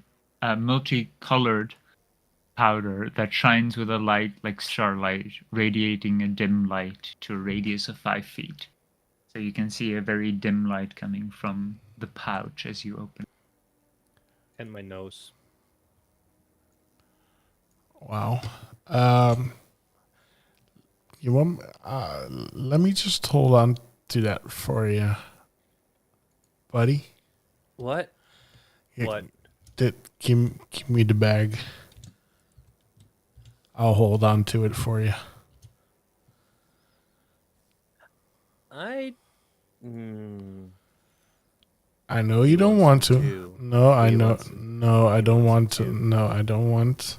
but I'll have it here for you. Just give me the bag, buddy. It'll be I will- all right. Moloko, you assume there to be 3 ounces worth of dust in this pouch. That means 3 perfect uses if you use it correctly. Okay. I very carefully close the bag. I'm assuming there's like a pull cord. Yeah, there is a pull cord, which is very ornately decorated for the purposes of it being probably a very valuable substance. And I very carefully close it. I hold it in my hands right in front of me. I say, we need to be very, very careful with this. No shit, I'm gonna Sherlock. keep it right here, and I put it in my like a pouch in the inside of my armor. I would like you to, I would say roll a fate die for me, Riz. 15. Okay, that's good. You are not currently immediately addicted to dust.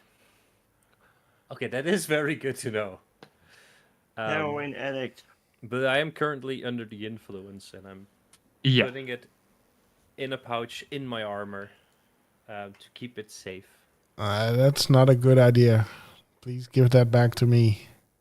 What do you mean back to you? I'm the one No. who found it. Give that bag, Oh, that B-A-G, bag. Got it. B-A-G, to me. I don't think I will. Can you please give it to him? I would like you to roll a d4, Riz. A D4. Yeah. That's a 3 on the D4. Okay, you take 3 points of psychic damage as the dust is settling into your mind.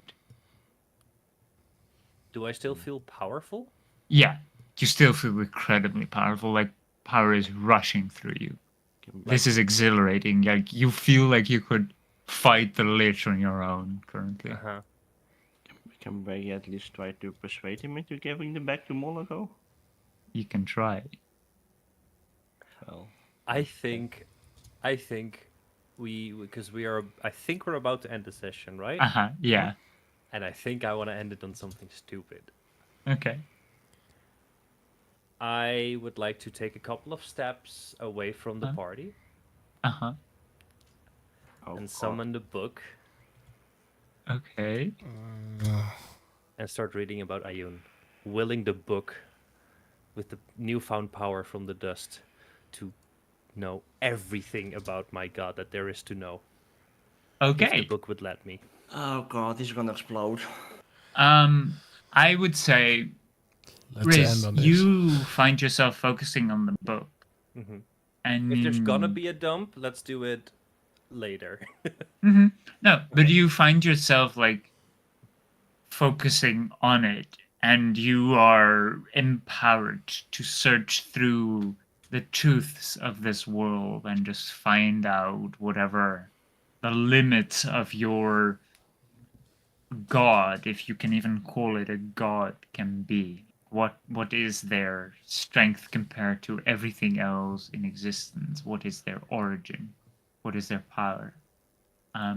The rest of you see a sudden bright flash of purple, strangely purple light, and where Riz once was, there are just a pair of shoes. And that's where we will leave it. Oh no! Oh my god. Are they my shoes? No, we don't know. Oh, okay, we're gonna leave We will that for the find next out episode next too. session. What Oh an my God. episode. Yeah, you left us on a clit banger there. Yeah. I gotta love a good cliffhanger every now and then. Yeah. Sorry guys, but I'm high. Yeah. That's not a good excuse, though. Oh. I'm sorry, I'm high. It's not like I haven't used that excuse before. What? You drunk? Damn. Anyway. Anywho, Anyway. thank you so much for watching, all of you listening in. We do have a Discord in the description. Please follow, like, subscribe, whatever else you can do for us. Much appreciated. Tell we will everyone and their back- we- grandma. Yeah, everyone and their grandma. Tell your grandma. Definitely tell your grandma. She will definitely listen to this. Shit. Yeah. We will be back next week, as always, around the same time as always. Breasticles. And as always, indeed, breasticles. Yeah. Titties! Bye. Breasticles.